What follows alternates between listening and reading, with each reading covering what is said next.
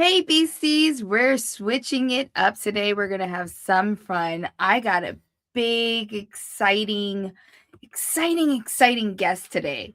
So, he is everybody's favorite creepy uncle, the one we actually all love and adore. Well, I can't say I've ever had that introduction before, but I'll take it, man.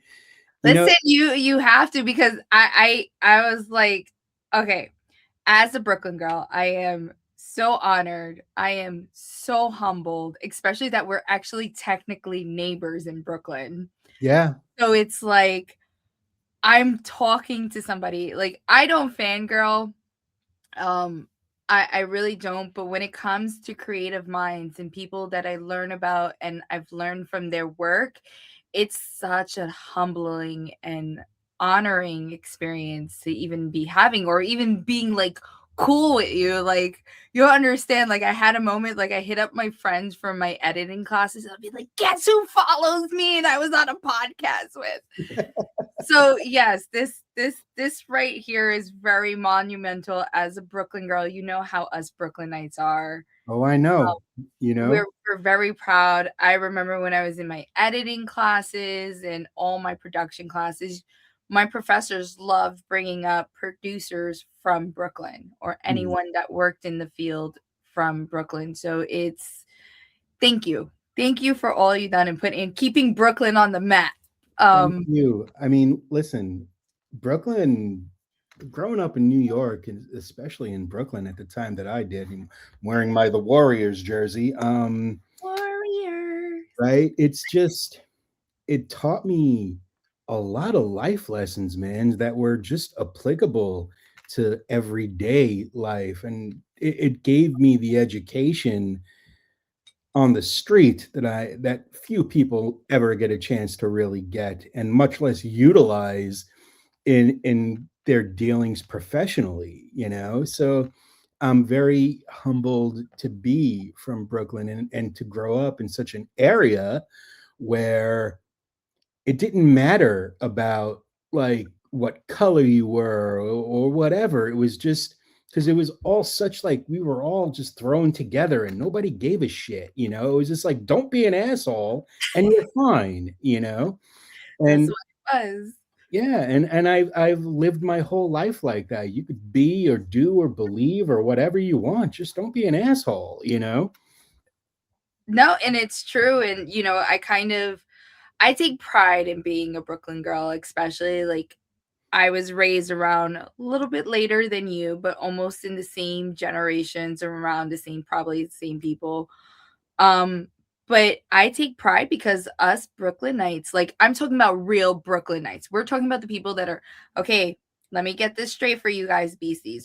We're not talking about the people that decided to come and move to Brooklyn and was like, I want to do the cool thing and I'm going to live in Brooklyn and I'm going to try to change names. Stop changing our names. Brownsville will be Brownsville. East New York will be East New York. Best Eye will be Best Eye.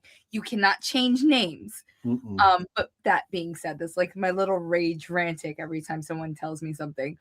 Um, we're like a whole different breed of like our mentality, the way we see the world, the way we approach things, Sure. our talents on top of just our workaholic. We're workaholics. Like I called out sick today and I still did work. Yeah, I mean, it's something that I think is instilled with you in an early age because we never chose to grow up where we did. We just did. And we never chose to have to live the kind of ways that we lived. I mean, you learned at a really early age how to survive, man, because if you didn't, how were you? You were gonna fall into drugs, you're gonna fall into bad shit.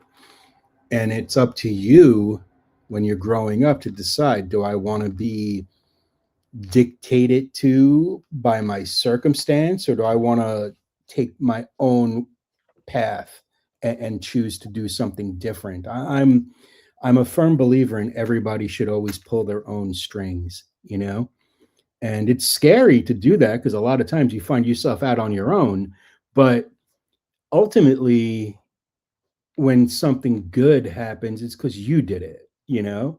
And yes, people could help you, but there's still that survival instinct that we have that clicks in that makes us keep going to the point where we don't stop working. I think we also sadly have not so long of a life expectancy because we are really fucking out there and doing shit, you know? It's just Yeah, we are. you We are. just keep going, man. There is no stop. When I stop doing stuff, I start thinking of when I should start again, you know? And it's like I have like 5 minutes of peace and quiet, and I'm like, I should be doing this, this, and that, you know? It happens. Trust me. So back to your name, Uncle Creepy. Like we all Mm. know what the name means. That's why I had to give the intro that I gave. But now the question is that we have to ask, how did you get the name Uncle Creepy when it's like kind of the name that no uncle really wants to have? Nope, not at all. Listen, when I was growing up, when I discovered horror movies, or I should say, horror movies discovered me, I became obsessed with them. It was like, holy shit. I mean, they spoke to me in a way that nothing ever has. So, growing up, there was this little newsstand called Hustle Inn on Avenue Z and East 7th Street, right? No, Avenue Z and Coney Island Avenue.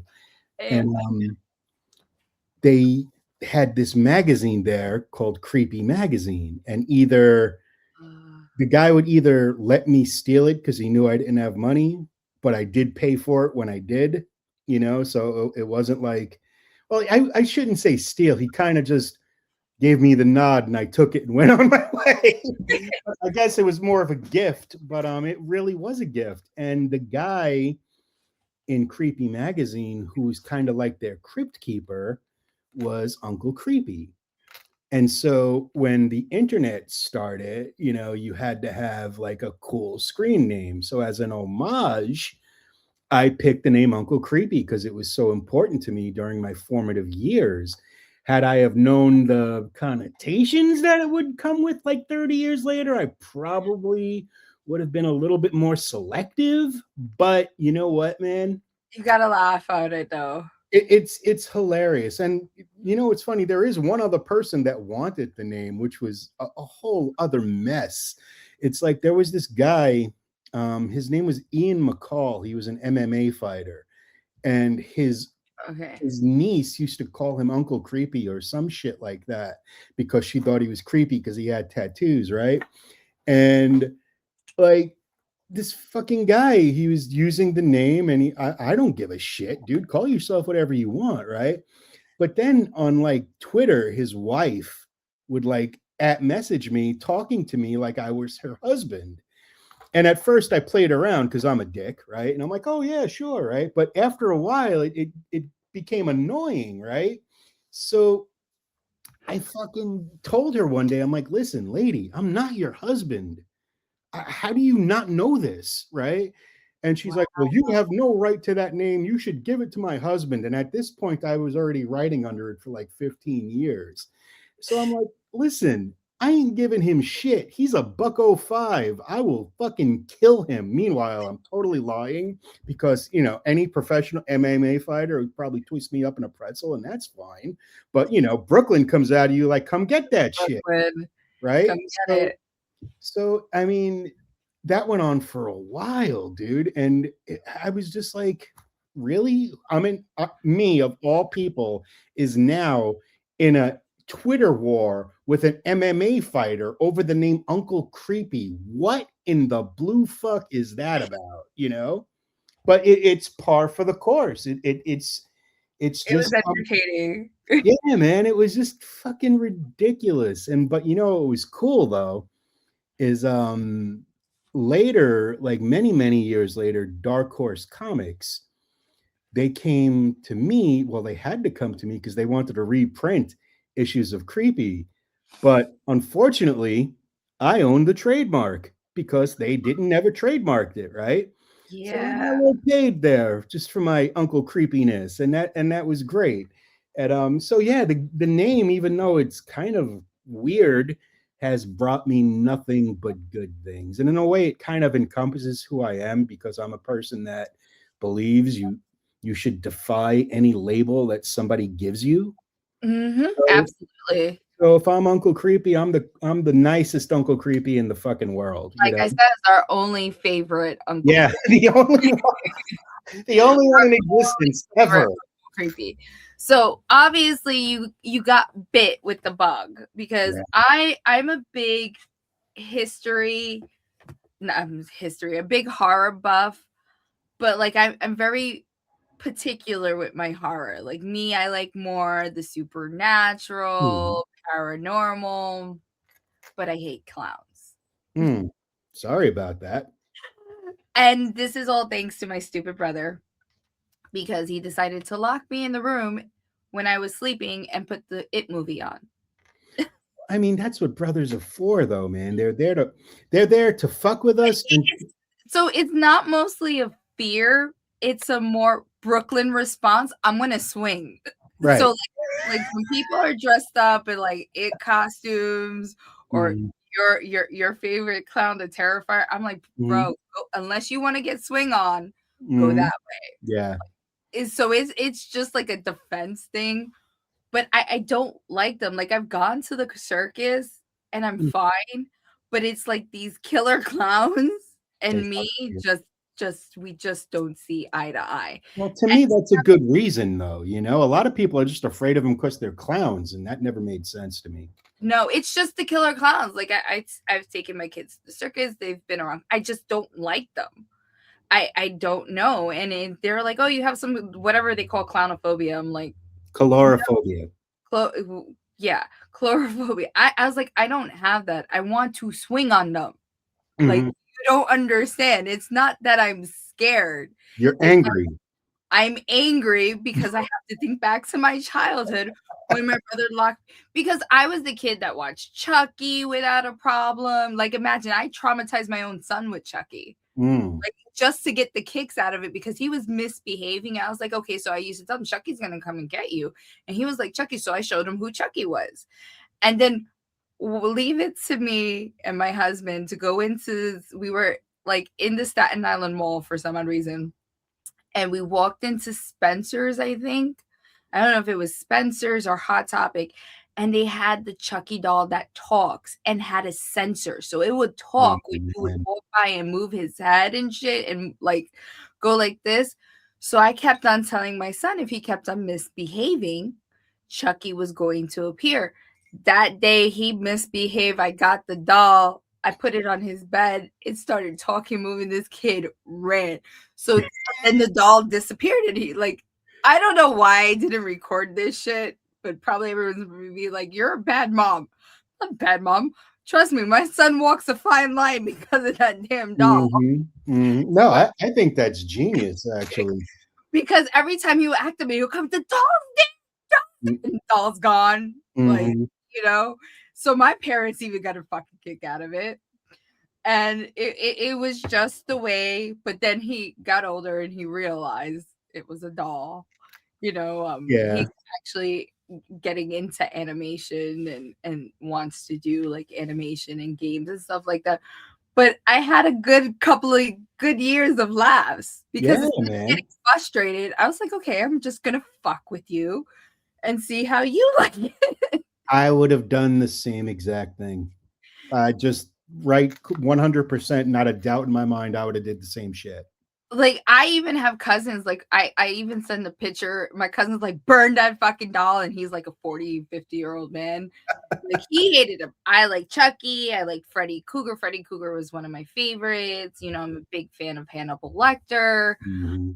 Um, like people like they get creeped out when they'll be like when you say Bloody Mary or Candyman, and I'll be like, and I'll say it, and they'll be like, no, don't do it. I'm like, Mhm. come, It's funny. It's I'll like have tea and coffee with them. absolutely. It's funny. I worked on Never Sleep Again, which was like the biggest Nightmare on Elm Street documentary ever made. It covered every movie except for the remake because we don't count that. And you Don't know, get me started on like as a person that saw them like saw the growth of Freddy Krueger mhm. and then to like get excited for a remake and you're just like It was terrible. They did everything wrong, and they had like the budget of that movie was like the combined budget. Their lunch budget was the combined budget of this of the previous films, you know? And they did nothing with it. And it wasn't Jackie Earl Haley's fault. I think that kind of fell squarely on the director's shoulders because he just was like, "Hey, I did the music video for Smells Like Teen Spirit, so everyone thinks I'm cool. So now I'll make Nightmare on Elm Street and I'll be super cool." And this guy, I was on set for that. He had not a fucking clue what he was doing. You know, Yeah. he's like, "I don't even want to watch the other ones." I'm like, "Are you fucking You serious?" need to. And I actually remember, I think it came out, was it the year my son was born or the year he was after he was born? Or before he was born? It came out in 2011 or 2010? I think it was 2010. Okay, so yeah, it was the year before. So I remember seeing it at some point, and I was in the beginning of my pregnancy, and my mom was like, "You shouldn't be watching scary shit while you're pregnant." I'm like, Why? you know, like I'm not gonna lie, I love my culture, but like there were so many wives' tales. That's what I have to call them. Like some of them I could say are probably true, like not to walk barefooted during that time of the month because cramps Mm, are worse, and it actually has been medically proven you shouldn't walk barefooted because of the cold, it infects, yada yada yada. But they will give you like this crazy ass shit, like your uterus will fall out and shit like that. yeah, I Maybe mean, we are should do a you horror movie based on wives' tales. are you Puerto Rican? Are you Yeah. Spanish? Yeah, I get it. Because my best friend Dave, he was Puerto Rican. His family used to call me their house guinea because I was like the Italian guy. And but man, they used to fuck me up at Christmas with coquito, yo. It was So I'm gonna have to give you a bottle coquito. oh, pretty please. I'll take I all will that stuff. gladly give you a bottle. I like people actually think it's like I in my household we kind of have it all year round. It's like whenever we crave for it, Mm. I make it. Same thing with pateles, but yeah, I will Mm. gladly give you. But I'm gonna be very, very. I don't use regular rum. What do you use? I use what is considered Puerto Rican moonshine, which is either rinconita or pitorro. So that's Yeah, what. I'm no stranger to either of them. Dave's parents fucked me up well. See, you were taught well. Yeah, Um, man, you know. Listen, I even make limoncello, so I Ooh, love limoncello. my wife makes limoncello. Oh, She's I'm gonna she's have to make really good. Yeah, so she's I'm amazing. we're gonna have to do switch offs. She's gonna have to hand over some limoncello and listen. But I grew up with a lot of Irish and Italian, so Mhm. it's normal for us. But I remember seeing the Never Sleep Again, and you guys covered it so well.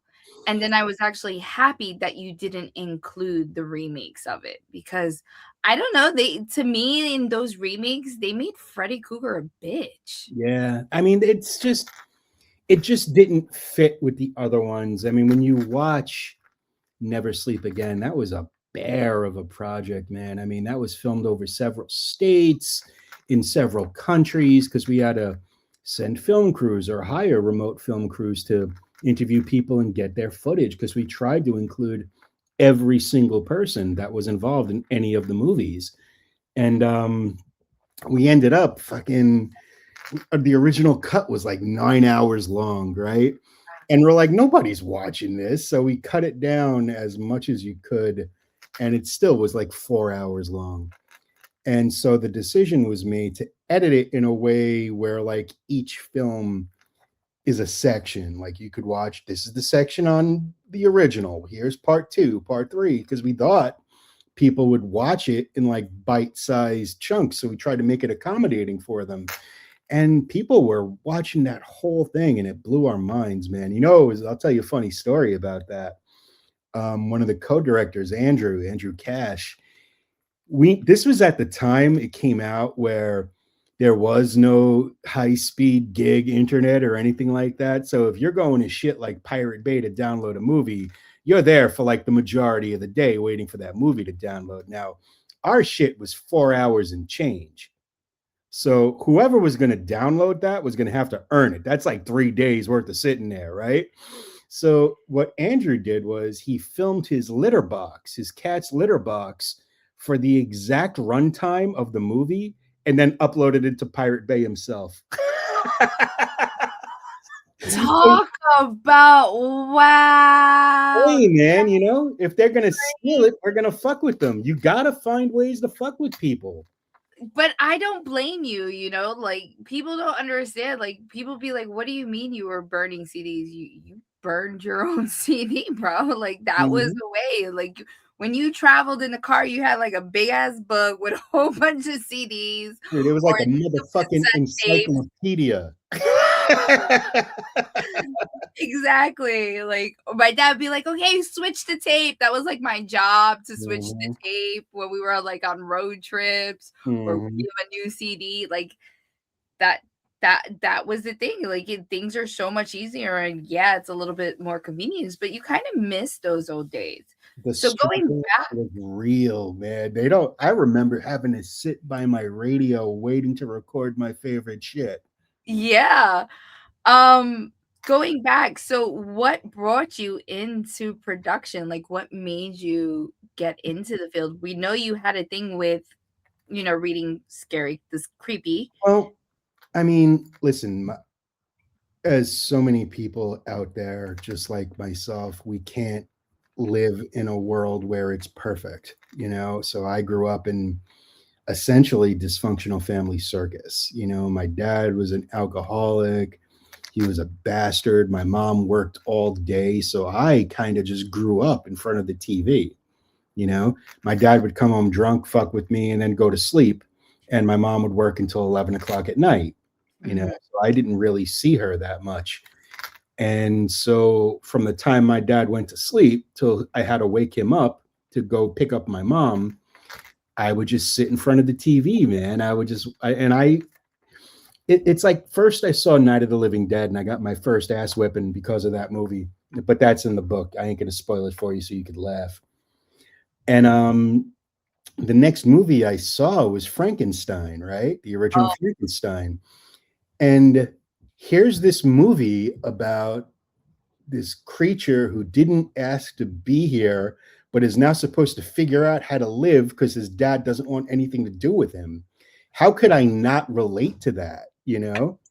So it was tough, but it was great. And once I started watching more of these movies, I it's where I learned my social lessons outside of the street, you know. In the house, my moral compass was developed by directors like George Romero and directors like Toby Hooper. And so it was in David Cronenberg. And so it was very formative for me. And it just stayed that like I wasn't the normal kid. I wasn't the normal guy kid. I didn't have like sports figures on my wall. I didn't have, posters or chicks. I didn't care. I had like Freddy and Leatherface and the Tall Man and Pumpkinhead, and that was my shit, you know? And it's always been that way. My mom said to me once, you ought to really apply to yourself something where you can actually make money. And I'm like, well, hi, are you proud now? You glad that I stuck with it? Um, but it was funny. Listen, I can't tell you hardly any of the times tables, but I'll tell you Friday the 13th Part 2 was filmed in Kent, Connecticut. And I don't know why I know that. I just I do. So the one when I was like, I don't know, late 20s, the girl I was with, it's no secret that I'm 4 years old. I love things with buttons and toys and whatever. And she was on eBay and she bought me this roaring Jurassic Park cage, which was essentially a hollow piece of cardboard with a button on it, and you press it and it goes rah, right? But she knew me. I'll press that button 95 fucking times a day and love every minute of it. So it turns out the dude who was selling it lived by me. So instead of mailing it, he was like, "Can I just walk it over?" I mean, literally, he was down the street. And I was like, "Sure." And he comes over, and it ended up being Tony Timpone, who at that time was the editor of Fangoria magazine.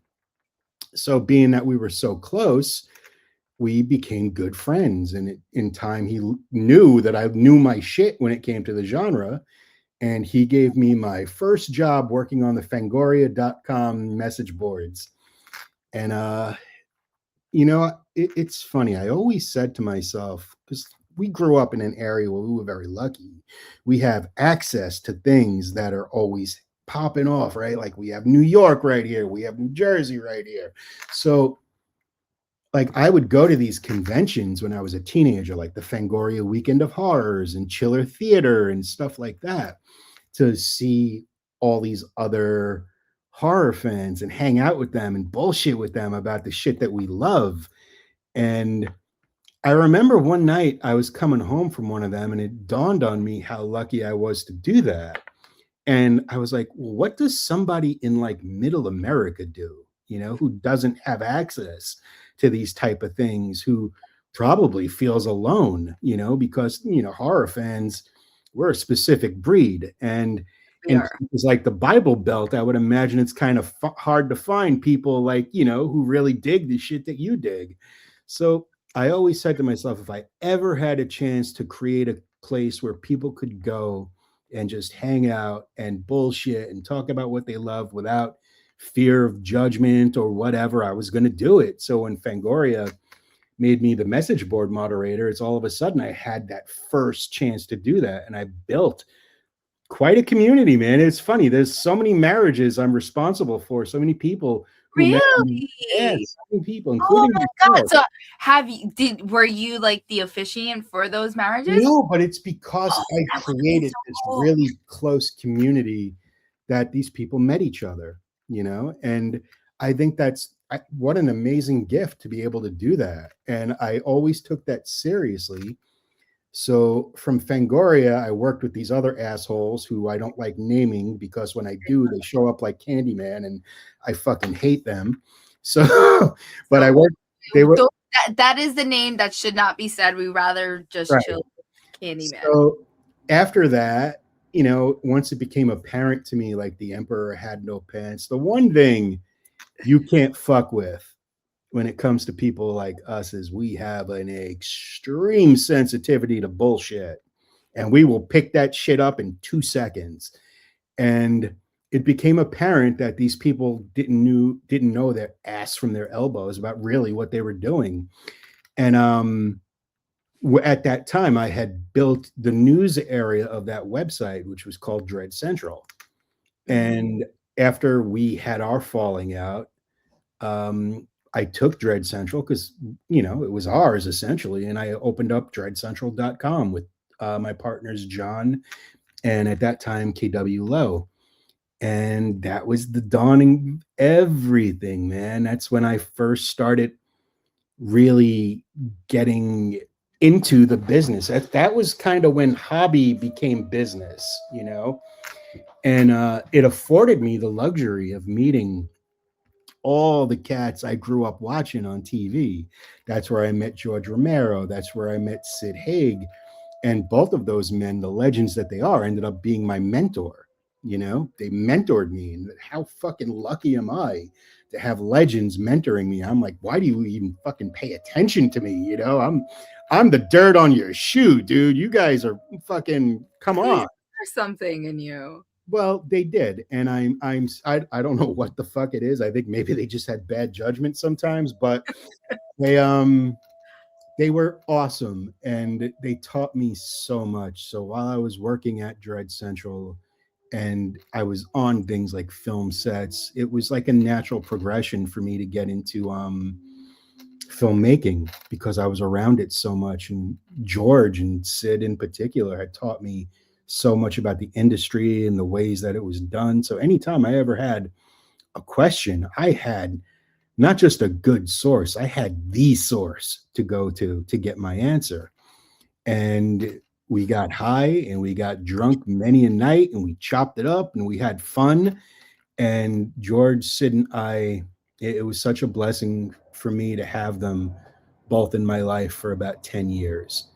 That's me. And they gave me, I mean, George's movies raised me, Essentially, he was my dad without even knowing it because his movies were always socially conscious. And, they always had this message. And that's what really appealed to me about his work in particular. He was my idol. And to meet him and, God, befriend him and then be in his final movie as a zombie, as the main zombie, that was just like my life coming full circle. But while they were here, both he and Sid taught me so much. And I take that very seriously because now I'm the older guy, right?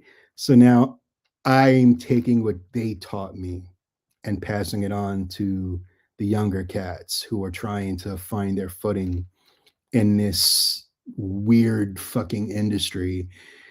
And it's a privilege, man. It's a privilege for me to have the knowledge, and it's a privilege for me to be able to share it and teach people and have them understand how this whole shit works. They taught me a lot. They taught me not only how to work in the industry, they taught me my two most valuable lessons, and that is how to treat people and how to expect to be treated. So I'm very lucky, and now I give back whenever I can. And when I God, making convention appearances, it's so weird because I was always on the other side of that table, right? And I still don't consider myself qualified to be doing that. But I did it on a lark. And when you're doing anything, I'm sure you relate to this, you only hear about shit that you fucked up. Nobody ever talks about the good shit. It's always when you fucked up. It's like the world is the teacher who only sees you when you're screwing up, right? So Yeah. when I started doing conventions, people were coming up to me and telling me all these incredible things about how I inspired them to do this and that. And I'm like, really? And just to know that people were paying attention, it was the most humbling thing in the entire world, and when I'm done signing at my table, when everybody is I'm sure everyone has what they need from me, I don't leave. I go hang out in the hotel bar because I want to be with my people. I want to be with my peers. I never consider myself better or more qualified than anyone else.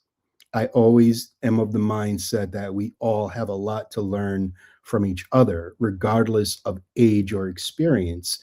When you stop learning and you put up that wall and you think you know it all, that's when you've lost the motherfucking narrative.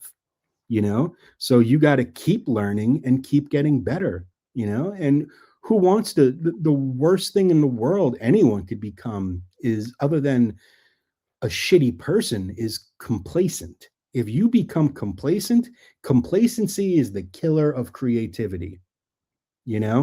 And if you become complacent, you're going to just sit there and you're going to try to rest on your laurels. Fuck my laurels. I want other shit. I want to keep doing stuff. I want to keep making a difference, because at the end of the day, listen, we know we're not going to be here forever, but if we're lucky and we work hard enough, maybe we can create something that can last forever.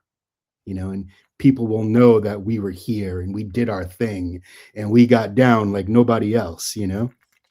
Well, I'm striving to become that ancestor that my descendants pray to when they need shit to get from. I ain't got no descendants, so I can't tell you about that. Like I literally says I am the person that my ancestors prayed for to be to break those that, but then I want to be that ancestor that, like, when one of my descendants somewhere down the line goes like, shit, I'm going through this really hard shit, and they just pray to me, and I just like come and just fuck shit up. That's why I wrote my book, man. That's exactly No, why. and you saw me checking my phone earlier. It was because I wanted to see if it was delivered already. I'm Thank waiting. you for buying it. Like, let me explain something to you. I'm always been a person true to my word. Like, I am who you're going to get through and through. There's no fakeness in me. There's no this. I can say there was a point in my life, and you kind of brought it up. I love how you speak about mentorship, because mentorship means everything to me. I wouldn't be the woman I am in my legal career without my mentors. Mhm. And my first lesson for my first mentor, other than getting a daily newspaper and learning how to play the ponies, and then to always keep a bottle of Johnny Walker Blue in your drawer, my next thing was to always be humble, and to take everything as a learning lesson. But that kind of fit entwined with me because I was a nerd as a kid. And I read a lot of Socrates. I read Socrates at a very young age, and I was able to comprehend him. And one of the things that I say till this day is I know I don't know everything, which is why I question everything. And that was his mentality. And that's how I perceive life. And unfortunately, being in the career that I was, because I was pushing a legal career at a young age, but I was multi-talented from theater to photography, videography, DJing and stuff like that. I was taught that I kind of had to hide that to be accepted in the legal career. Like Mhm. I had to, like I couldn't be like my bright bubbly self, or well, I wouldn't consider myself so bubbly. Um I have resting bitch face for a reason. But when you approach me, I'm nice and I'm professional, and I will have that conversation, and I will take the time to answer things, and that's me. Um and I've striven through the world, and now coming back to going through everything I've went to as a survivor, I wouldn't have been able to heal without my nerdism. If it wasn't for my talents of drawing, knowing how to DJ, Mhm. or like my love for sitting down and watching a horror movie. Like when I watch horror movies, I have to be in complete darkness. Like Mhm. to me, like you can't be with the light on. There's none of this. My mom's like, "You're crazy." My husband would be like, you're insane. We're having the light on." He especially hates Annabelle. Um, and I'm like, "But there's nothing scary about her." I actually did a post that if I was a doll, I'd be a pretty doll, but Annabelle. Mm.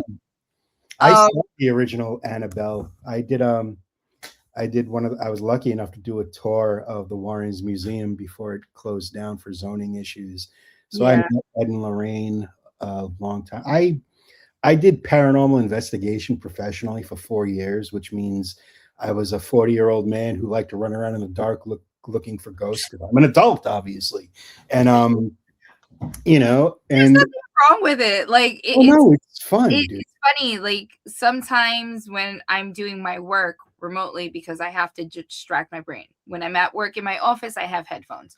When I'm here in my home, I literally have either true crime or some type of paranormal. Like yesterday, it was the Dead Files. I love that show. Amy is great. Amy, She's freaking awesome. But what attracted me to the show is the cop that works with her. My Nicky dad Shabby. they know who he is because they've Mhm, crossed paths because they've had the same career. mhm, So that's what attracted to me show, and then I was like, "Oh," and then I saw the first episode, and now I'm just, like, hooked. So I also start things from season 1 and work my way through them. And then, getting caught up on, like, shows that I used to watch as a kid, like Expedition Bigfoot, Finding Bigfoot, like, all those shows that I saw now that, like, with streaming services, you get them back. mhm, Um, but back to the mentorship, if it wasn't for those things, I wouldn't be the woman I am today. And, I haven't gotten that feeling yet because, like, I'm coming back into the scene. I've been doing this for 2 years. I've gotten it here or there when I meet a young DJ, like, and they knew who I was, but I get it more with the pageant world. mhm. Um, and not too long ago, I went to a Miss New Jersey USA pageant, and there was a couple of queens there that are big deal queens, and they realized who I was, and they started thanking me. I was like, "Why are you thanking me?" And they were like, "You came in a stage where in New York State, you did not see a Latina that was very proud of her culture and where she came from and represented not only the state she came from, but her heritage and her culture. Like you were able to open doors for me. So like thank you." And I was like, "Oh shit, like, oh my God." Amazing, Like I man. wanted to cry. Like I don't cry unless it's like little things that are like so meaningful and it's like shit, I actually did something. And this is another thing that why I have this show is not only to show that you can have these serious conversations and show talented people that people sleep on, um and you can achieve things and let everybody hear everybody's story because somebody comes from something. You know, look how your childhood ended up and look where you are today and all you've done for this world.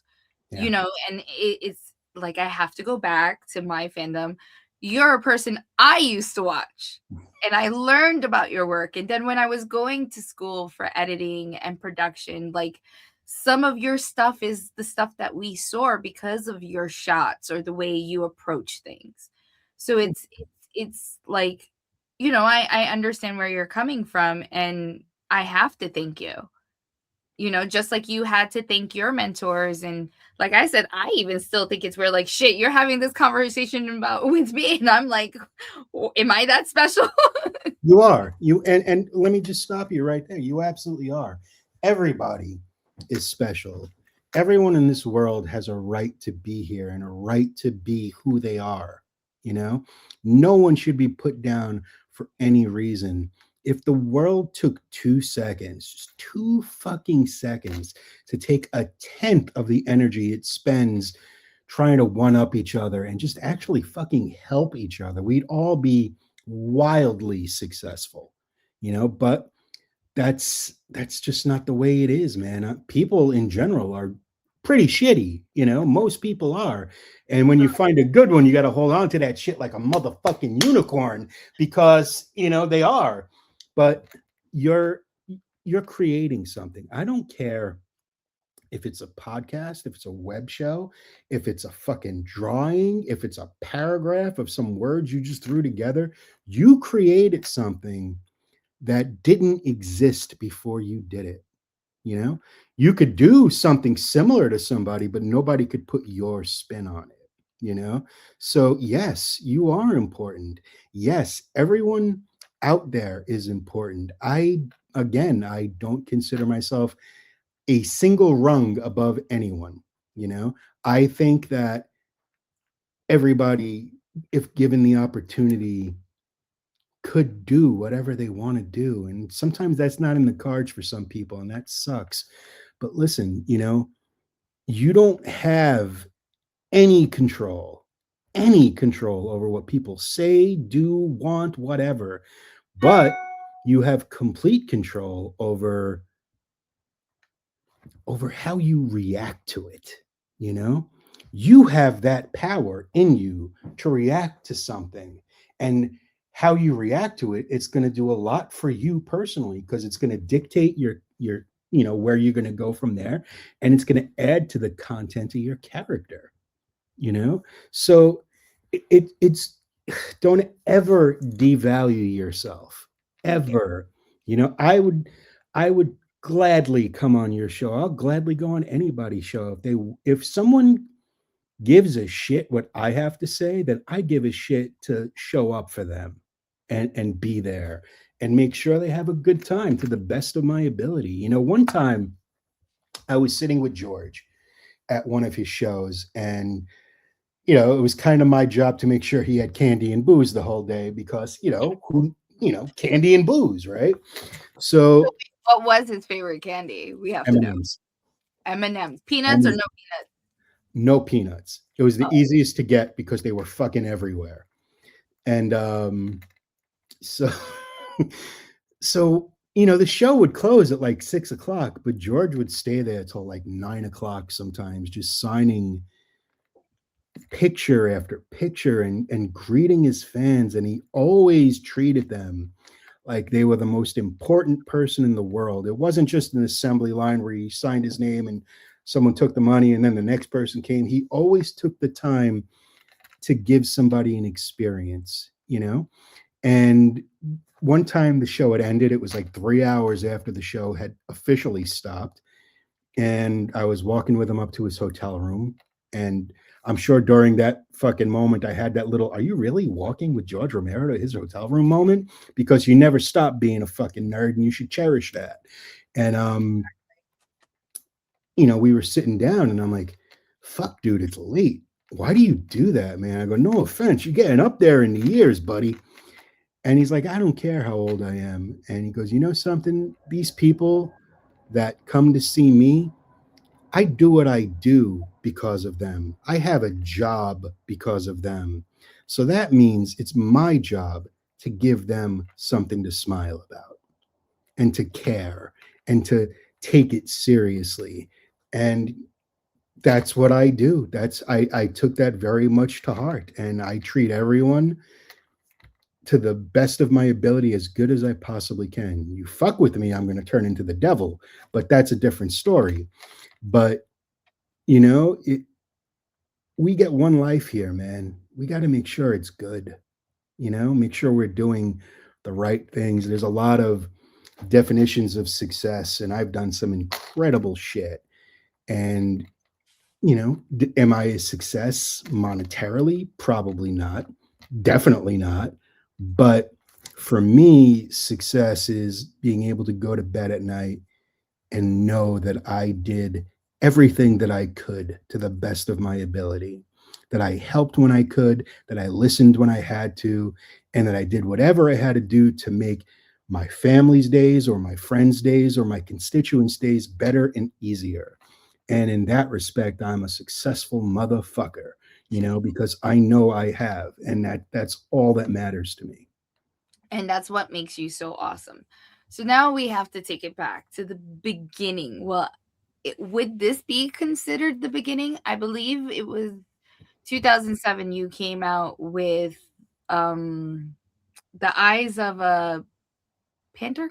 No, I'm going to tell you another little funny thing. IMDb is updated by anyone. It's like Wikipedia. Okay? There's a good stretch in time. I used to go to IMDb to find out what somebody said I worked on. I don't even know what the fuck Eyes of a Panther is. This is why I had to ask, because I know I never saw it, but I have to do my research. I remember the things that I did see, and I saw Never Sleep Again with you. Mhm. And then obviously I was forced to see The Terrifier because my son is actually a fan of The Terrifier. Apologize to him for me. Or maybe So I should apologize to you. Listen, I do anything for my babies, but he actually is a fan of The Terrifier. And I'm trying to remember a couple of other things off of the top of my head, but I've learned not to trust IMDb. Yeah, IMDb, because we actually had to do a research paper on it in school.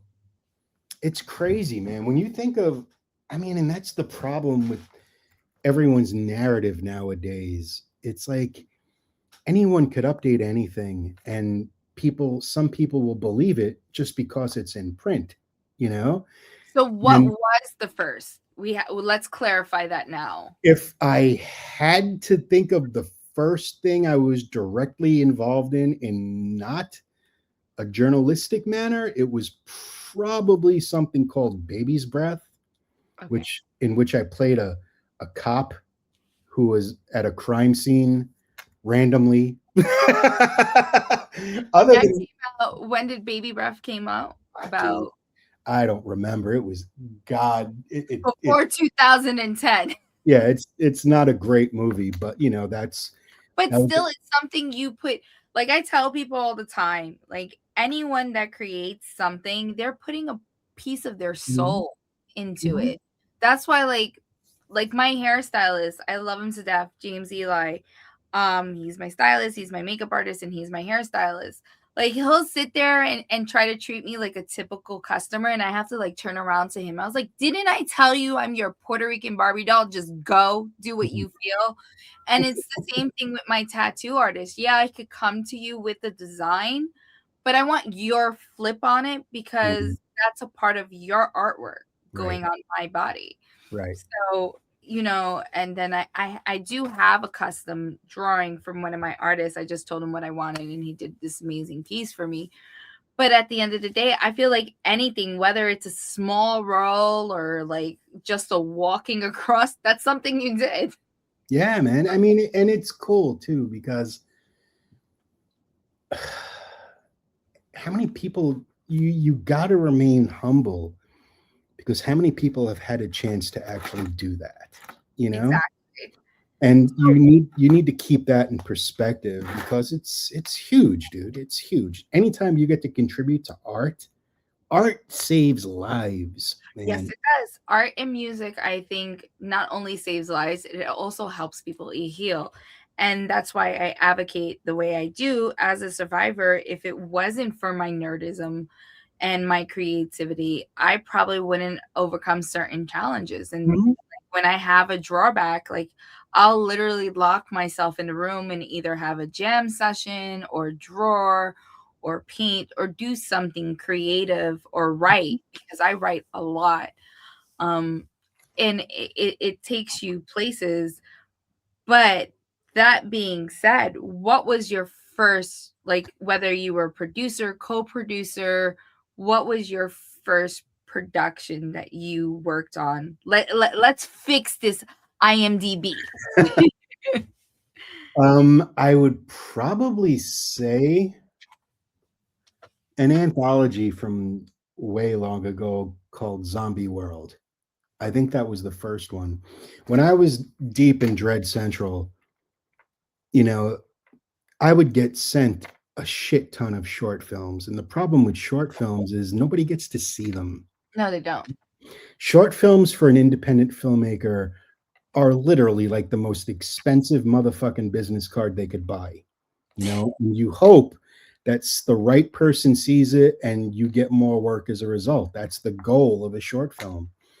And this guy, Jesse Baget, came to me and he's like, hey, you see a lot of shorts. Can you recommend any good ones? I'm like, well, for what? He goes, well, zombies were really, really big at that time with The Walking Dead was taking off and shit like that. So Mhm. I put out a call for films and we did a zombie anthology movie called Zombie World, which is a lot of fun. Oh, I trust me, I know. I've woken up to my husband watching that. He loves zombies, and Zombie World is one of them. yeah, I mean, it's got everything What in is it. going on? And it's him watching some. I mean, it features a short in which Jesus is beating up zombies with fish. If Yeah. you have to ask yourself why Jesus is beating up zombies with fish, you probably shouldn't be watching that anyway. You know what I mean? It's like, of course he is. And then we followed that one up with an anthology called Monsterland, which was kind of like the spiritual sequel to Zombie World. And then I think professionally, the biggest thing I did up until then was Never Sleep Again. And Never Sleep Again was made by an army. There are so many people on that who did so much work, way more than I did, that deserve so much of the credit. And that opened a door for me. That I started appearing in documentaries like His Name Was Jason and fucking all that shit. And then I started doing supplemental material like commentaries for movies or being featured on special features for Blu-rays. And I still do commentaries, which is a trip. And yeah, man, it's just you never know. You can never. I never say no to anything, much to my detriment, I guess sometimes, because I always want to try something new. Anytime somebody comes with me with something I've never done before or I don't think I'm qualified for, I do it anyway because I want to learn it. And it's just been a lot of fun. So it really started for me, aside from Baby's Breath and my weird walk on, it really started for me with Monsterland and Zombie World. And then Never Sleep Again happened. And then before I knew it, I was doing all sorts of shit. People at shows bring me stuff to sign I didn't even remember I was associated with. It's strange. Well, maybe they think you're associated with because of, once again, another thing I tell everybody that watches DPD, there is so much. There's like so much mass information Yeah. on social media and media itself that people don't know how to understand it. That's why, like, I'm happy now professors are like, and teachers now are like jumping on top of their students, like, don't use Wikipedia, don't use this, because this can be updated by a random person and it's not the correct information. So when I was doing my research to see the rest of the works, I only know the pieces that you have done because I've watched some of them. Right. Um And then being said, I have to add, because as a good interviewer, you need to do your homework. This is where journalistic things come into play. And that was one of the features that was mentioned, and it came out in like 2007. So You know what's funny? You can, clarified it. no, you can literally go on IMDb and edit it and remove yourself from a project. I've done that like 6 times with Eyes of a So Panther. who the fuck keeps adding it? I don't know. I have no idea, but I got to the point where, like, you know what? They won. Fuck it. Eyes of the Panther. I did that shit. I don't know. So let's do a sequel to Eyes of the Panda. Eyes of the Bobcat. Eyes of the House Cat. So you're also a writer. I know you also had your own podcast, correct? Yes. You know, it's funny. In the infancy of the internet, like the late 90s and the early aughts, I guess people call them, because I don't know what else to fucking call them. When we It's were like, actually real. yeah, when that was when the internet was really in its infancy, you know. So I started what I was doing online, fuck, it's like 30 years ago, in some 25 years ago, 5 years before I started working online, I used to write a fanzine. And it was weird because, like, there were no rules. So the people like me and Brad Miska and Ryan Turek, who now works for Blumhouse, we invented the rules for internet movie journalism to a certain degree. And I had a podcast. I had 2 podcasts that were my own. One was in early, I think it was 2006, when podcasts weren't even like podcasts, you know. And it was awful quality. It was done. There was no Zoom or StreamYard or any of that shit. So what we would do is we would call into a conference line, and Mm-hmm. you would download the phone call, and the audio was shit, but people loved it and they kept checking it out. And then once I left Dread Central, and that was kind of when I was really hitting my stride with paranormal stuff, I did a show called Brainwaves Paranormal and Horror Talk Radio, which is on Spotify. And the funniest thing is, I have no idea how it got on Spotify. I have never uploaded a single episode to Spotify, but it's there, and I don't know who did it. So if you're listening, thanks. And yeah, man, it's just cool. I love now when I'm online and I'm looking at somebody's website or some news story, and I see the style that is presented, and I'm like, wow, I had a hand in that, you know, because it really was. I mean, I think horror genre sites like Bloody Disgusting, and at that time Creature Corner and Dark Horizons and Dread Central, and we were all making it up as we went along, man, you know. And it was cool. But it came with a boatload of assumptions. I remember there was a good time where people just assumed we were rich because we ran a website, and I'm like, motherfucker, no. I didn't make a dime for the first 8 years of my career. I was working retail, you know. I was staying up till like 1 in the morning updating the website, getting up at 6 in the morning to update the website, then go to my day job, then get off of my day job and go update the websites again and again. And I did that for like 8 years straight.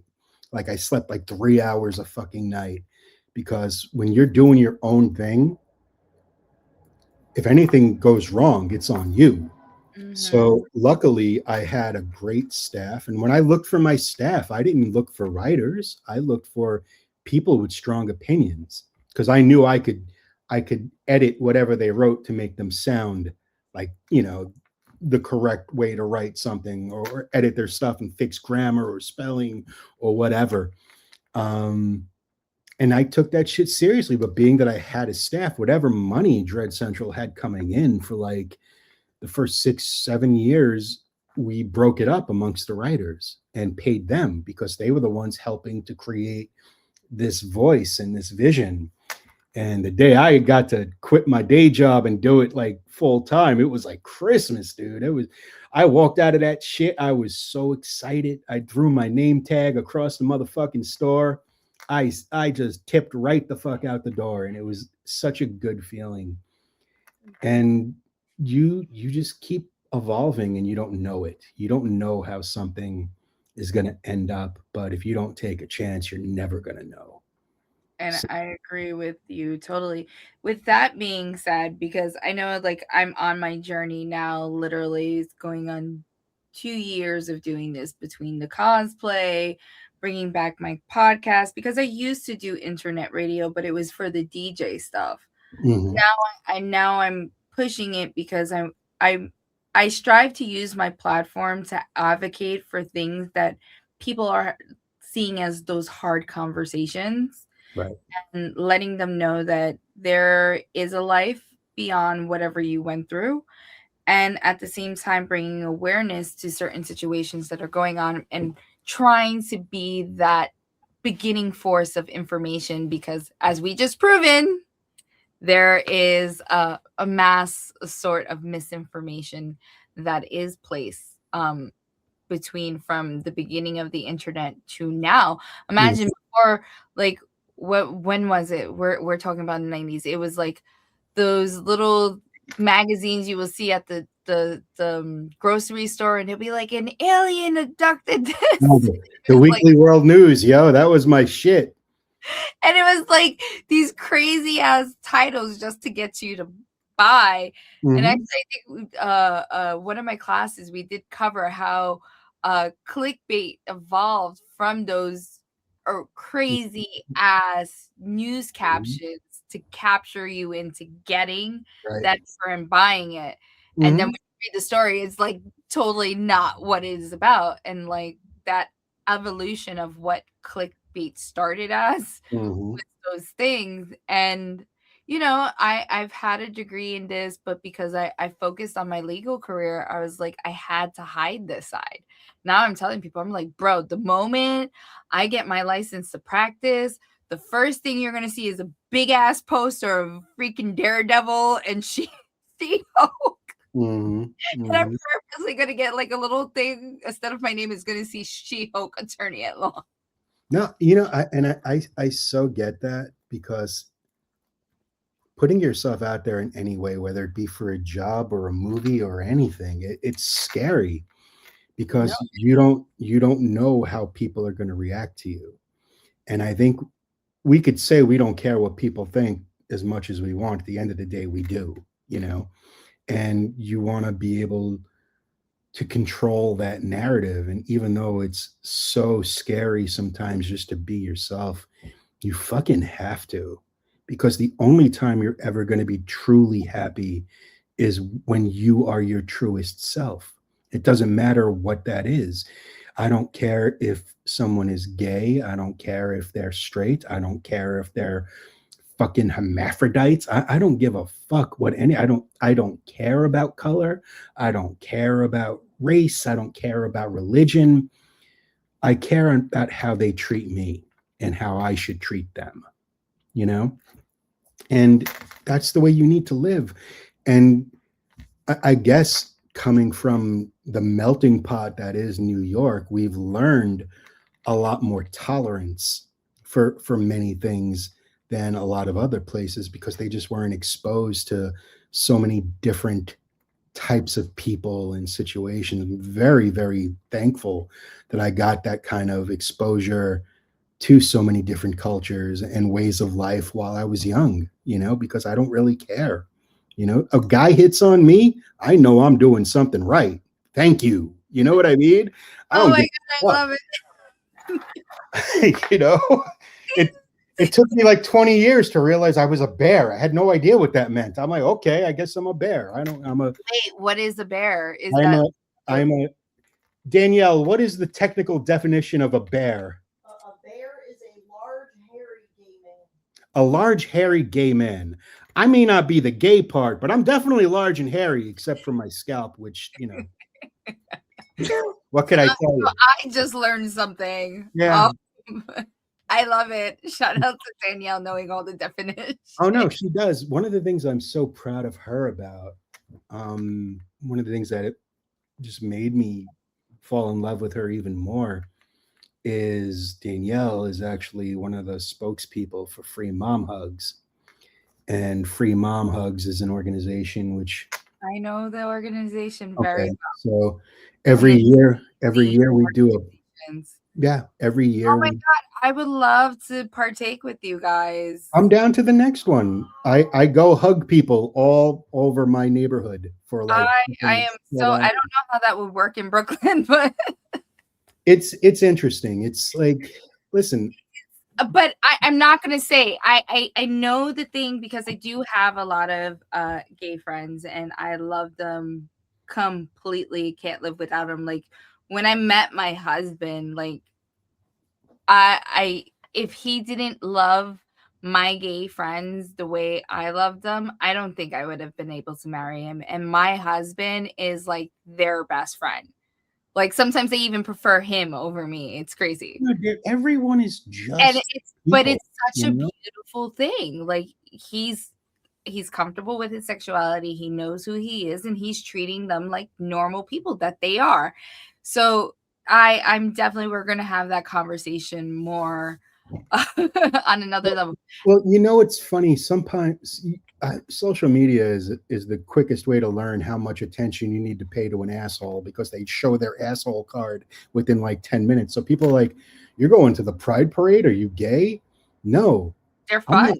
I'm not proud to be gay. I'm proud of the people who are gay to not be afraid to be who they are. So I take pride in their presence. You know. Not only do I take pride in their presence, some of them are a lot more fun. I can say the best clubs that I've been to in Texas were all the gay clubs because the straight ones were boring as hell. I think people in general need to get away from obsessing over what they are and just be who they are, you know? Fuck it. Exactly. And just And fucking be you. I think with social media too, there's so much. It's like everyone is. I kind of am having this conversation in one of my episodes that I haven't posted yet is talking about imposter syndrome and how it affects only hardworking people. And sometimes people do confuse the syndrome, which is actually a cognitive I can't think right now, but it's a cognitive thing.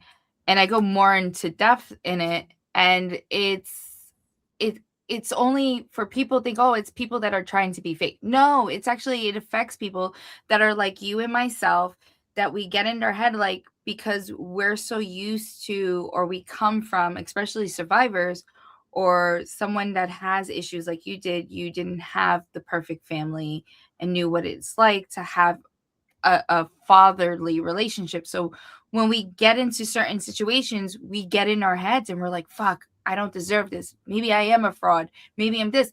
And you bring yourself down. But in this day and age, there's a lot of people that are just putting up for show because that's what they think is going to get them popularity or fame. And they're not doing it for the right reasons. Right. And there's a lot of people that pretend to be something they're not, whether it's a friend, something else.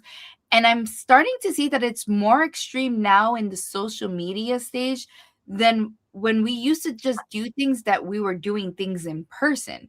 And Mhm. actually, for us, Brooklyn people, we could tell when people are real and when they're fake. It's just like a natural gift to us. It's become a little bit harder because you could get befriended and be like, oh, this person's cool, but they're actually really fucked up. And I think that's something that's happening more and more with social media Yeah. because everyone wants to live this life or is looking for the next quick dollar.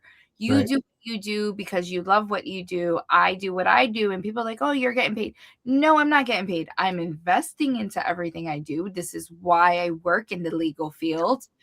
But I'm doing what I do because I'm trying to help and be that guidance that is needed in that positive light in the world. And But you I love this is like my de-stressing moment after having to deal with the craziness of my mhm. 9 to 5. Like I get to chill back, have these conversations that I don't get to have often vibe with a person that thinks on the same level as me, a creative person that I've idolized their work, or some person that is some creative in their sense that I'm learning about. Mhm, That's why I do this, mhm. not because I'm looking for money. I'm Yeah, good at it. absolutely. I mean, you're doing it for the right. It's easy to tell when somebody's doing something for the right or the wrong reasons. No, the truth always comes out, and Yeah, I I say mean, all the time. I I, want to cover your book. I haven't read it yet, so don't ruin too much for me. oh no, once you read the book, you'll realize how little I actually told you during this conversation. Okay, good. Because like no, I was kind of hoping that it like got here before we spoke, but it didn't. Amazon lied to me. You heard that, Amazon? You lied. You said I Yes, would get it on this yes. morning. At least I could have read a couple of chapters before this. Well, I'll come back on once you've read it because I'm sure Oh you'll no, have I'm questions. bringing you back on because I'm probably gonna like have 1,000 questions. I did have an interview with Eric, so I know one of your future projects. Yes, yes. And like I am so excited for that project because I actually am, other than Bigfoot, uh the New Jersey Devil is one Mhm, of my other favorite lores. So like mhm. I cannot wait. Like I got so hyped up. But what made you, I have two questions. What made you write your book? Like what pushed you to do that? I lived a fucked up life. Not complaining about it. Everyone has a fucked up life, you know. Depends on your definition of fucked up. But I'm a firm believer that no one's baggage is heavier than anyone else's. We all are struggling with something, you know. And I grew up in a way that I struggled with a lot. And so I still have a lot of demons rattling around in here. So I had always heard that the best way to deal with that is to put it on the page or on the screen and just get it out of you. So what I was doing is I was doing the psychological thing, right? I was getting it all out, and I was opening those doors wider than I had ever opened them before, and I put down every fucking detail. And I stopped probably around the halfway point in the book, just before I became Uncle Creepy officially, you know? So the first half of the book is my experiences growing up in really weird situations. But I figured in order for you to appreciate where I ended up, you had to know where I came from. And it was never meant to be a book. It wasn't. The furthest thing from my mind was to release it as a book. And one day, Danielle came over and she sat right next to me where I'm sitting right now, and she's like, "Hey, that thing you wrote, can I read it?" And I'm like, "Bitch, it's too late. You married me. I mean, I don't know, man. You already bought this farm, you know." There's there's no return to Yeah, sender. there's no warrant. You're not cashing in no warranty on me, sister. Um, but I asked her why she wanted to read it, and she's like, "I'm just curious." So I sent it to her, and she went upstairs, and intermittently I'd hear her laughing or I'd hear her crying, and I'm like, fuck, what did I do? You Oh, know? And then she came downstairs, and I immediately zeroed in on her hands, and there was no divorce paperwork. So win. And she sat back down and she goes, "You can't delete this. You can't burn this. You can't do anything that you think of doing with this." And I'm like, "Well, why?" And she goes, "Because I've heard a ton of people talk about the things that you talked about, but never in the way that you put them, because it's raw. And even when I'm writing for myself, my defense mechanism is humor, you know? So I embrace all the absurdities. And I guess that turned out to be sort of like a dark type of humor. And what got me is she said she thought that this book could probably help people because it's really about being alone and not being alone and realizing that you're not alone. And so at that point, she's like, "You need to finish it. It's a book." And I'm like, fuck, dude. I don't know if I would have been as descriptive as I was if I would have known it was going out there for public consumption. Do I go in and edit it? And then I decided in true Steve fashion, that's just too much fucking work. So what I did was I went back and instead of editing it, I added to it so it would read like a story as opposed to just, random scenes from my life. And it took another 2 years, but I finished it. And it's because of her that it's out there. I was never going to do this. She pushed me to do that. And it was scary, at one point or another, I can walk into any room and have somebody I've never met before know every single thing about me, and that's unnerving, but it's also a gift. And I don't care how it sells. I cared about what drove me was if I could help somebody, if this could help somebody. And I was at a Monster Mania convention about, I don't know, like 2-3 months ago. And I was just wandering around the dealer's room to see shit that I can't afford, but totally had to buy. And like everyone else. We've all been there. We've all Yeah. done So it. this guy comes up to me and he's staring at me. He goes, "I know you." And I'm like, I'm a bald guy with facial hair. There's 10 of me in here right now, He's like, "No, what's your name?" And I'm like, "I'm Steve Barton." He goes, "Oh my God." And he put down his stuff and he just hugged me. And I'm like, okay. And I'm a hugger, so I didn't mind. So I was just like, what's up, man? And he's like, "I was reading your book while my dad was in the process of passing away, and it helped me so much. And I just wanted to say thank you." And other than having a family for the first time and marrying a woman who is completely out of my league 110%, that was probably the greatest moment of it. Just to know that when this person was at their darkest, I got to be a light and help them through. And that's huge, man. That's one for the bucket list. I don't care if a single other person finds it entertaining, funny, whatever. I mean, I could promise you're not going to be bored because it's a really, if my life has been so fucked up that if I didn't live it, I'd call bullshit on it. But there are witnesses. So I mean, There's so witnesses. there's That's one thing witnesses. about us Brooklyn people. We have facts, receipts. We have it all. Yeah. And I think that made me very proud. And next to that, I think the next thing I'm most proud of is this is the entertainment industry. This is the most disingenuous industry in the entire fucking world. And to be a genuine person in it has been rough. But I'm proud to say that I've gotten to where I've gotten and I've accomplished everything that I've accomplished without ever lying or screwing anybody. I earned my right to walk. I mean, I'm not going to lie. I'm a big personality. When I walk into a room, people know I'm in the room, but that's only because they also know I earned my right to be in that room.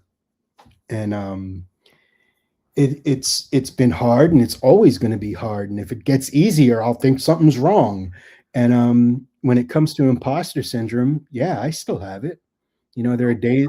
Still have it. And I think the number one thing that I said, it's something that's really admitted. And it takes a lot for a person to admit it. I am telling you, in my darkest hours, that little voice, and now I'm come to a point that if I do hear, I'm like, shut the fuck up.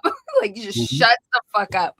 We're not going through this thing. And I actually make a challenge at the end of the podcast for it could happen now. Basically, when you guys do see it, look for the challenge. Basically, list one of your biggest accomplishments and then list the accolades that followed it, or what came after it, or how many hours you put into Mhm. accomplish that accomplishment. And then you realize you're not a fraud. You did the work, and you did the work. It's you have where you came from, your background. Just us Brooklyn people, we're a whole different breed of a person. And I say it all like our Brooklyn breed is such a rare find, and it's just amazing. And there's been times I've run into people that left Brooklyn like as teenagers or as early adults or because of their career, and they'll hear like every once in a while that Brooklyn Guinea accent comes out, and like or especially when I'm upset, it does come out. And I don't know, it'll come out and people be like, "You're from Brooklyn?" And I'm like, like I get nervous. I'm like, "Yeah, why?" And they're like, "Oh my god, I'm from Brooklyn." And it's just like you find another person that fits on your wavelength and understands where you're coming from and your frustration. Um, but that being said, my next big question before we get out of here, obviously there's now going to be a part 2 because I have to read the book, and I'm probably going to have a lot of questions. And a Yes. big shout out to your wife for making you write that book. Like, I applaud her for pushing you. It's amazing to also hear when a spouse is so supportive of a creative individual and they see it and they just push them to do even more. And I also have to applaud you for doing it. Like, you remind me of me. I do this because I just want to help. And Yeah. you know, that's what matters the most to me. And I tell people all the time, when I do charity work or I do any little thing to help a person in any little way, I feel like I get a bigger high and a bigger payment than my paycheck. Absolutely. You know, And it's beyond amazing. I think it's the people who grew up without any sort of help that want to be as helpful as possible. You know, I did a lot of things, not even in the book, just because I don't do things for a pat on the back. I do things because I want to do them. You know, and it's really tough sometimes, man. But I think that growing up, me specifically, I was always told that I was the problem with this, and this was my fault, and that was my fault, and the other thing is my fault. And you know what? Oh, bad country music, my fault. Fucking just anything you could Burn think of. because of you. Yeah, dude. The Titanic somehow sank because it was me that fucking froze the water. I don't know. And it's tough like that. And I think because of that, I just like seeing people happy because every person that I can make happy is a fuck you to to everyone else who tells me I was the problem with everything. And I love my wife. I am so thankful for her, but she had a tough life too. I'm not telling her story, but she had a lot of people in her life let her down. And my main thing that I wanted to do for her and my stepdaughter was I wanted to show them that they could have somebody in their life who can be depended on and they don't have to go it alone. And they do the same thing for me. I didn't know I wanted a family. I took fucking extreme measures to make sure I never shot a kid out of my dick, right? And I didn't get fixed or anything, but I just was super careful my whole Listen, life. nowadays you have to be careful. Listen, Yeah. I even had a show on here of a conversation that people don't want to say. There are amazing husbands, fathers, or men out there that are villainized by society or by the courts because the actual abuser is the woman, or they treat child support and the court system as a weapon Mhm. instead of what it's really for. So, Right. like I says, here we have those serious conversation, and people are like, "But you're a woman." Okay, there's nothing wrong advocating for a man and his rights, and it's his right to be a father. At the end of Where we are in a society where everybody tries to put us in boxes, whether it be by sex, by gender, by political association, everybody has to be put in a neat little box so as to not fuck up anyone's way of thinking. Well, you know what? Fuck that box. no, I'm done being put in a box. That's why I tell people, if you can't swallow me, then choke. Yeah, And then my exactly. other saying, and people are like, "Oh my God, you're so vulgar." No, fucking choke. And then my other saying is, I'm not going to argue with a person or get mad over a person that should have been swallowed. I'm sorry. just not I worth it. love you. It's not worth it. Come on, like Oh, serious. It's Steve. It is so not worth it, I bro. know. Like since Really? I've been No. living by that, I've had such a peace and a joy of just being me and being happy. Like I do have my moments because that Brooklyn girl does come out of me, and I was like, you know what? I just want to smack a motherfucker in the face one time. Maybe this won't happen anymore. God, But, I like, I have to keep that little demon in the cage and, like, just stay there. Stay there. We're trying to do good. No more smacking. the motherfucking struggle is real, you know?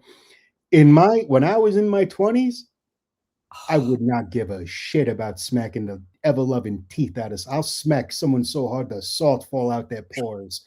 I don't give a fuck, right? And Oh, trust me, I've been there. I've tell people all the time, "You are so lucky I am a mother. You better thank God for my children." seriously. I mean, if it wasn't for video games and music, I'd probably be in jail, you know? Uh, That Listen, was my it outlet. mine's was one at a young age because I was there at a point that I felt like the black sheep of my family, and because I thought so different and I saw the world so differently, and then being creative, that Mhm. I rather just be alone. I was okay with being alone as a child, and still to this day, especially now as a survivor, I don't mind being alone. But I also know what it is to be surrounded by good people like you that I've been running into because it helps me grieve a lot less and have a little bit more hope for humanity. But since I've seen how horrible humanity has become, it's just like, okay, let me just take myself back and isolate myself and just You keep doing got what I'm doing. you gotta be there for the people that matter, you know? Oh, and And and sometimes in order to do that, you need to be a little selfish, oh, and because yep. you need to have your own head straight, or you can't be there for anyone, you know? You got to Exactly, be there and first. that's the other mentality I've told people, like, if I'm not good, then my babies are not good. Right. If I'm not good, I can't take care of them, so I have to focus on me and do what's best for me in order for my lion cubs to be good, and I even tell that conversation, like, I've had certain survivors or male friends like, "Oh, but, the kids." I was like, "Well, let's put it this way.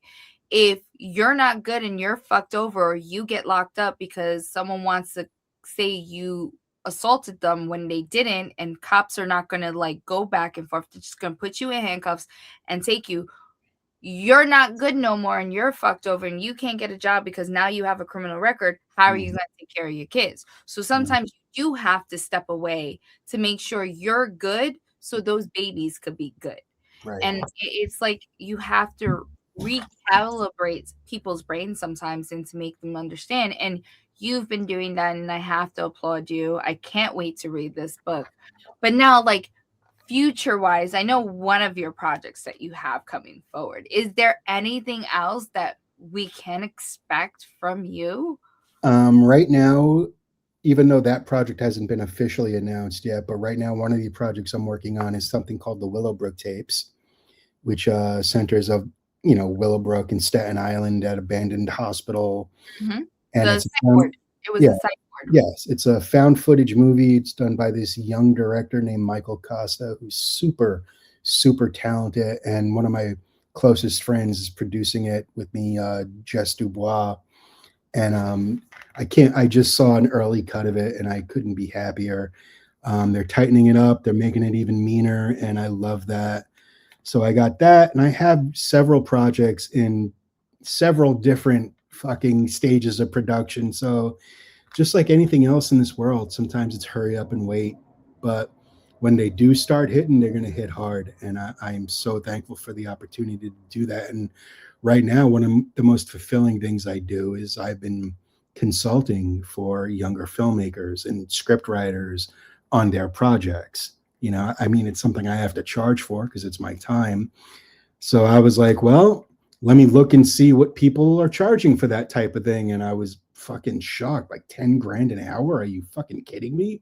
So I'm like, all right, I'm undercutting everybody by like 90%. And I do it for like 100 an hour. And that's literally And a lot of young filmmakers, or I can't call them all young filmmakers because there are another thing that I've noticed. There's a lot of late bloomers or people that go through something and they're like, fuck this. I'm just gonna like go back to the dream that I once had, Mhm. or got like me. Like I'm tired of fitting myself in a box and hiding who I really am. Because like if I had something Disney, oh my god, you're a Disney fan. Like, yeah, what's wrong? Oh, you like Star Wars? Like, you shouldn't be wearing something like that in the office. Like now, I'm just like, fuck it. I don't care anymore. Like, you're happy I'm showing up to the office. Like, thank Seriously. God they pay me good to deal with stupid people. This right here is it's a my reminder that I'll never go out to corporate America. It says, I gather speed from you fucking with me. So, I love yeah, it. I'm actually getting a tattoo therapy session tomorrow, and I cannot wait. nice. Yeah, it's an amazing, talented artist from Puerto Rico, and he's doing a piece that I drew out, Wait, and I told him to Puerto do. Rico's in America? Oh my god. Yeah, I love it. I fucking love Holy it. shit. Really? Yeah, so he's out here for a guest spot at a tattoo parlor in the city. So Oh, when I great. found out, I was like, "Oh my god, I need to book a session with you," because I was Yes, actually that's gonna wait awesome. until I went to Puerto Rico to get it done. But if you're coming here, Mm-hmm. it's No, a lot seize the day, baby. cheaper because these flights to Puerto Rico are a little crazy. I don't know. I know. Um, but other than that, we know you do cons. What is the next con that everyone could find you at? I think it's one of Eric Vincent's, Halfway to Horror. You're Halfway not to Halloween. Halfway that's to how Halloween. you're not doing AlterCon? I don't think so. I Okay. don't know. I would have to ask my wife because she keeps track of what I do. Yep. I'm She's the best. She's I'm the best. stupid. If left to my own devices, I'll just sit in my chair and be like, "Hi, I'm right here." I'm not confirmed for AlterCon. I am confirmed for Halfway to Halloween, May 16th. See, she calls herself my wifeager. She is your wifeager. Yeah, and Yes, the boss. I would be completely lost without her. I honestly, Absolutely. Any husband, any real husband, this is why you're a real husband and a cool ass husband, because you can admit it. Without your wife, you're lost. dude, listen, I am totally comfortable with the whole fucking scientifically proven fact that women are a lot smarter than men. Okay. You think of things more, you put more of your heart into stuff. I'm an idiot. You could jingle keys and I'm like, pretty. Okay.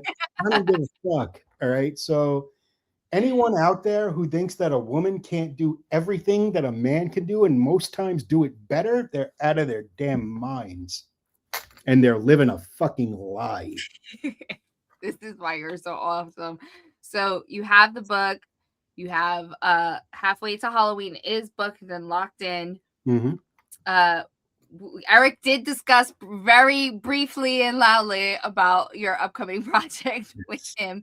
That like the more and more he talked, I was like, I want to be a part of it. I just like want to be involved in it. Like this is so cool. It's going to be a But lot of that's fun. just the nerd in me. Just like, oh my, I would literally run around a woods. I said it. I even said it to Eric.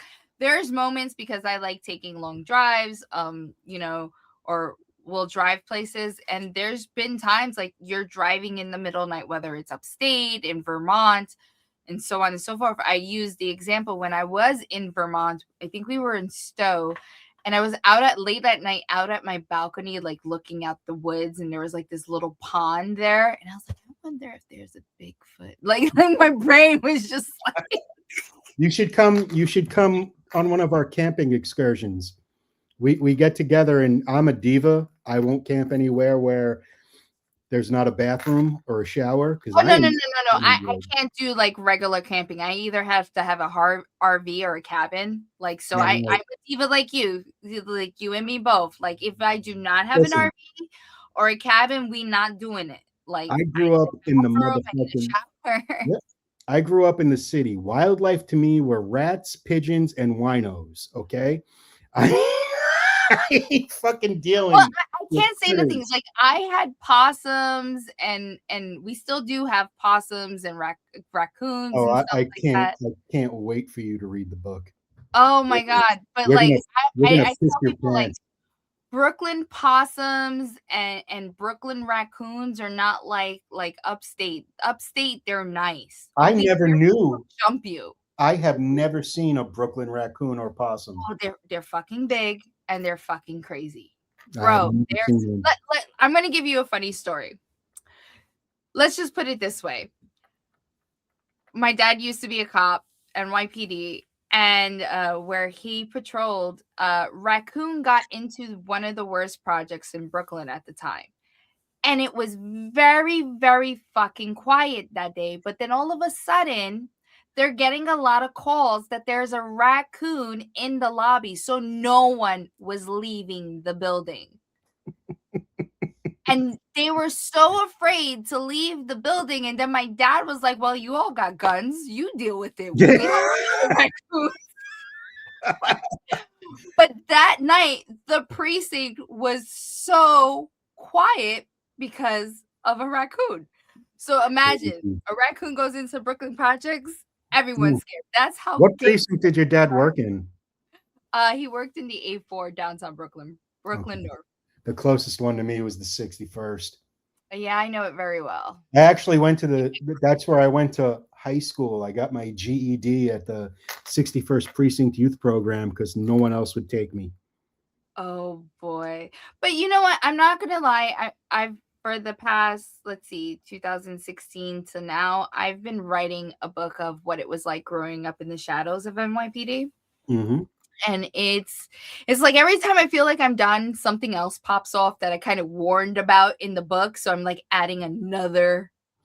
I have learned one thing. Whatever you're doing, even if you put it out, the work is never done. Yeah, so I'm Never finished. trying to get it done, and I'm like, I'm done writing this. But what people don't understand, and they're like, oh, how can you handle excessive force cases? Growing up in the shadows of the NYPD, I gave the NYPD literally, my dad did 32 years. He aged out. I was a daughter, a niece, a goddaughter, a sister, a cousin, and then I ended up being a wife. And I gave a lot of my life to growing up in their shadows and Sure. knowing and understanding them. And the older I got, the more I understood why certain people felt the way they did. Because growing up, I got to see both sides of the story. But then I also grew up with a cop's cop that was a street cop and loved the community he patrolled and cared about the community he patrolled. He could be an asshole. I'm not going to say my dad can be an asshole. He could be a hard ass. And I'm his daughter. I can say it, and I love him to death. My father is my everything. But my father always told me that there's always two sides to the story, and sometimes there's a third. That's why you have to sit down, look, and pay attention to it. And my father also taught me that just because you fuck up once doesn't mean you should be judged by that. And my dad was that cop that if you needed a job after you got locked up, he told you come see him and he'll help you get a job. Good You for know, I've had experiences where someone would pay our bill and I'm like, what the fuck? And then I find out that the person that hugged my dad and came and was having this whole conversation with my dad ends up paying our bill. I feel offended because I don't like stuff like that. I like to pay for my own things. And I'll be like, Dad, who is that person? Why did they do that? He's like, oh, I just not. I locked them up. No, like what the fuck? You know, it's those moments, or like I'll run into a person that did get arrested by me, and they'll be like, oh, you know, when I got locked up by your dad, he didn't give us a crappy ass meal. He went to McDonald's and bought me a Big Mac meal, or like went to the deli and bought him a big ass hero and food, and he took care of us, and then he talked to us and he gave us advice. So like you see the different sides of Sure. people. And then like one of them, he was like, "Oh, when I got out, I was having a hard time and he put me in this program and I was able to get my degree and I got a job." Or another person, like he took me, he got a job for me. So you hear all these stories, but you don't see it no longer in the media. They're always painting a worser picture of I that. mean, listen, that is a tough ass job, dude. You got to understand police officers, they're dealing and seeing the worst of humanity every day, Oh, absolutely. you know? So, And sometimes some of them know how to turn it off, and sometimes a lot of them don't know how to turn it off. do me a favor and tell your dad I said thanks because Aw. aging out is amazing. Yeah, so he aged out. Like, trust me, this man, if this man was able to stay on the job, he probably would have died in it. Yeah.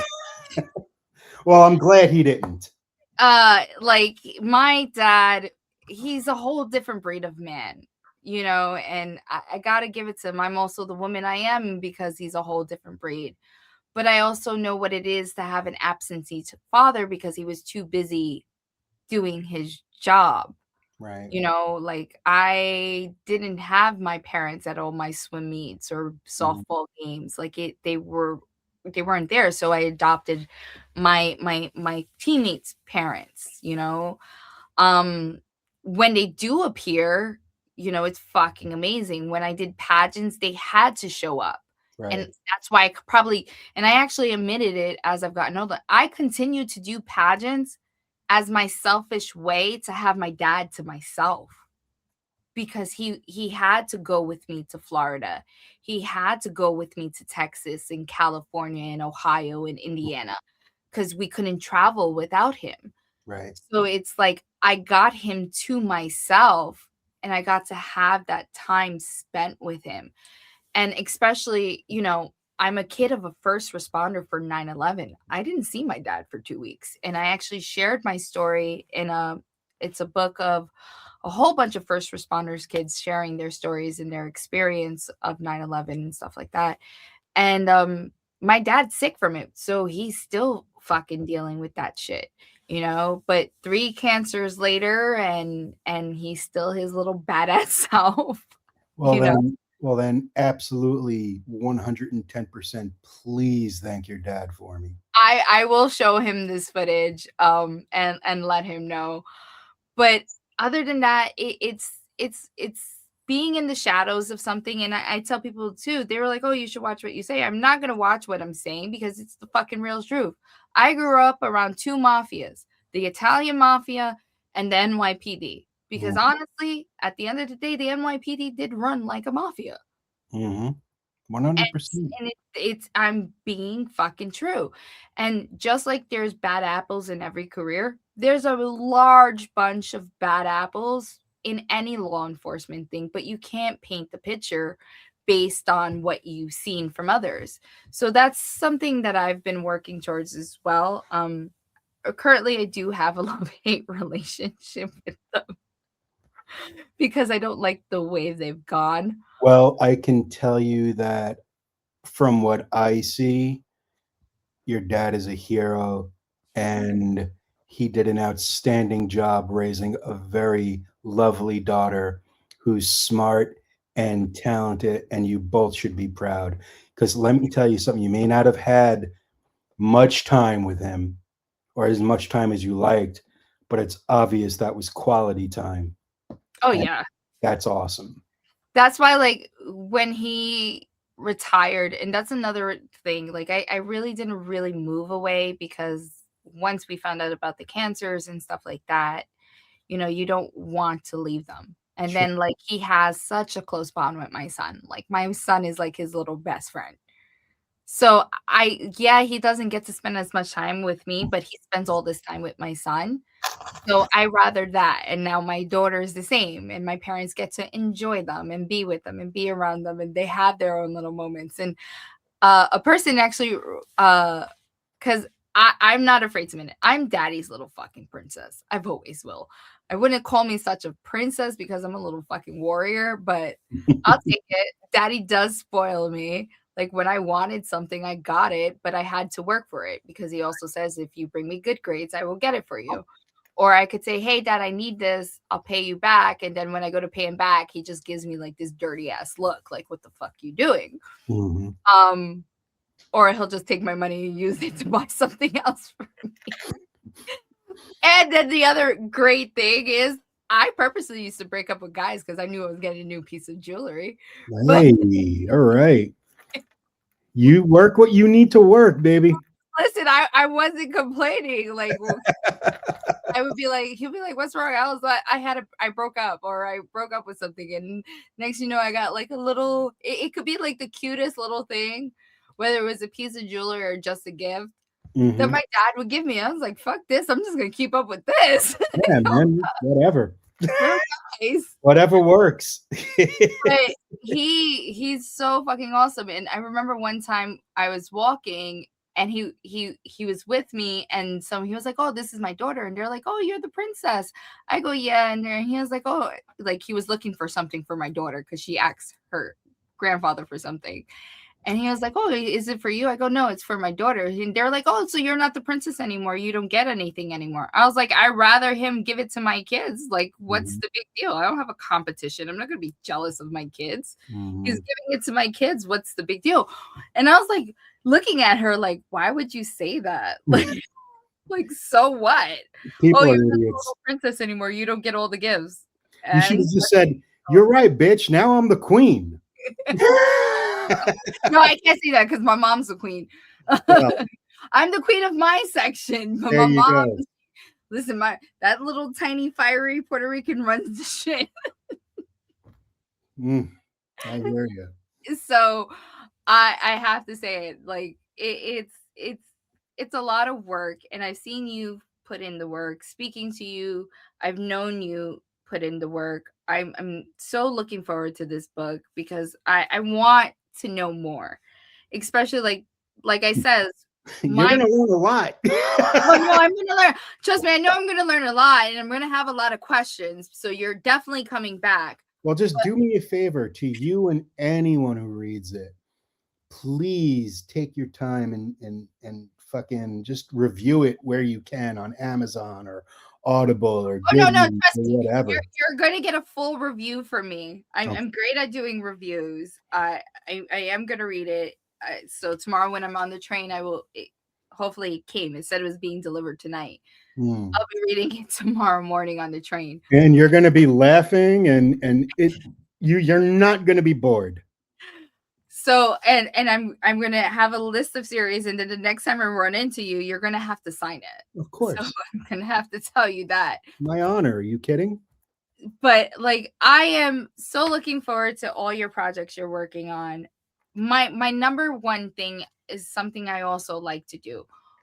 I know you do give a lot of advice, and you have given a lot of advice throughout this podcast, and in your book obviously we were giving advice as well.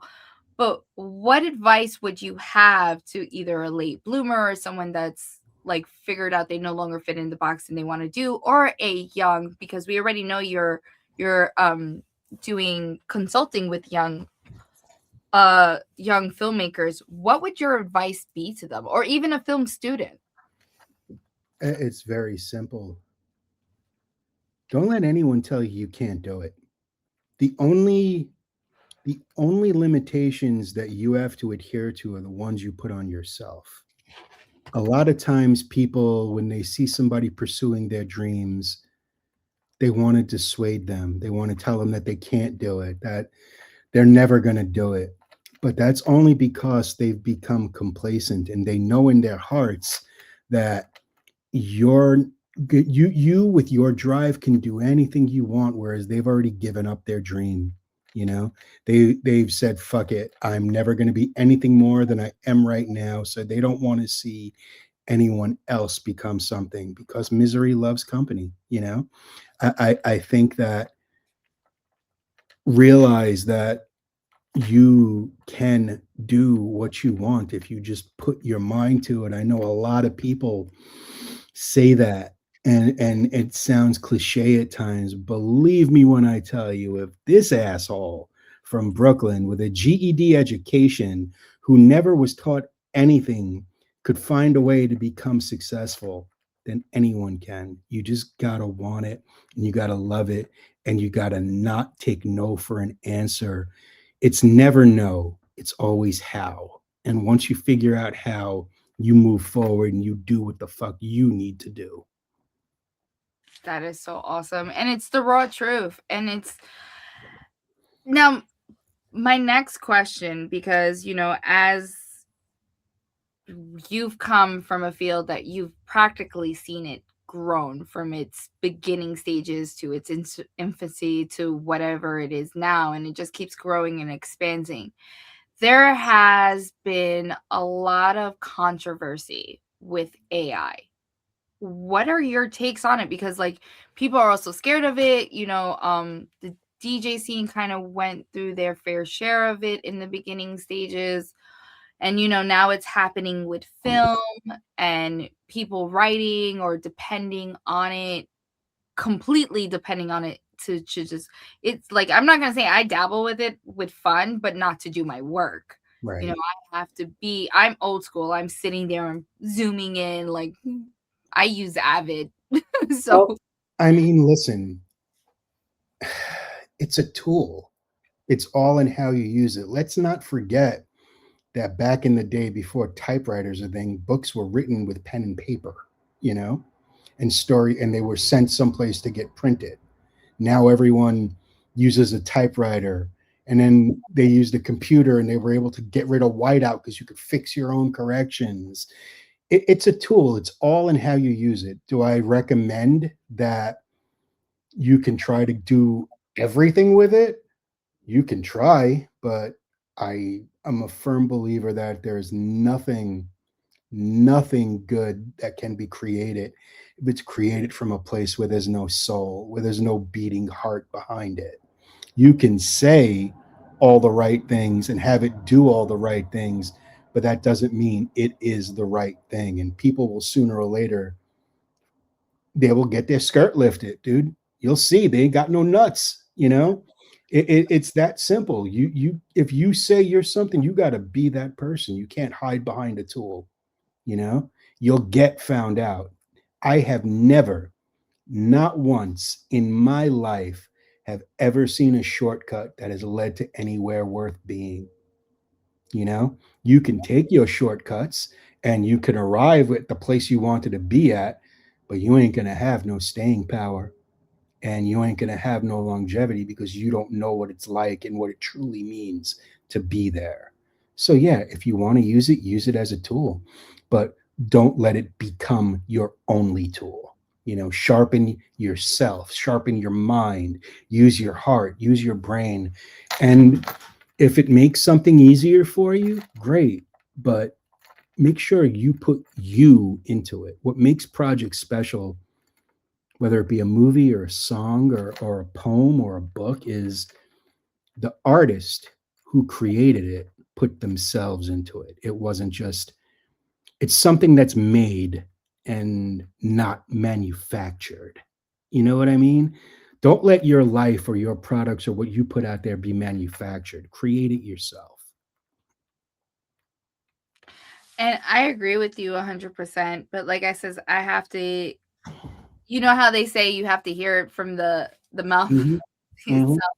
Sometimes I feel like people need to hear it from people and things. And like it says, there's a lot of dependency on it. And you're right, it is a tool and no one realizes it.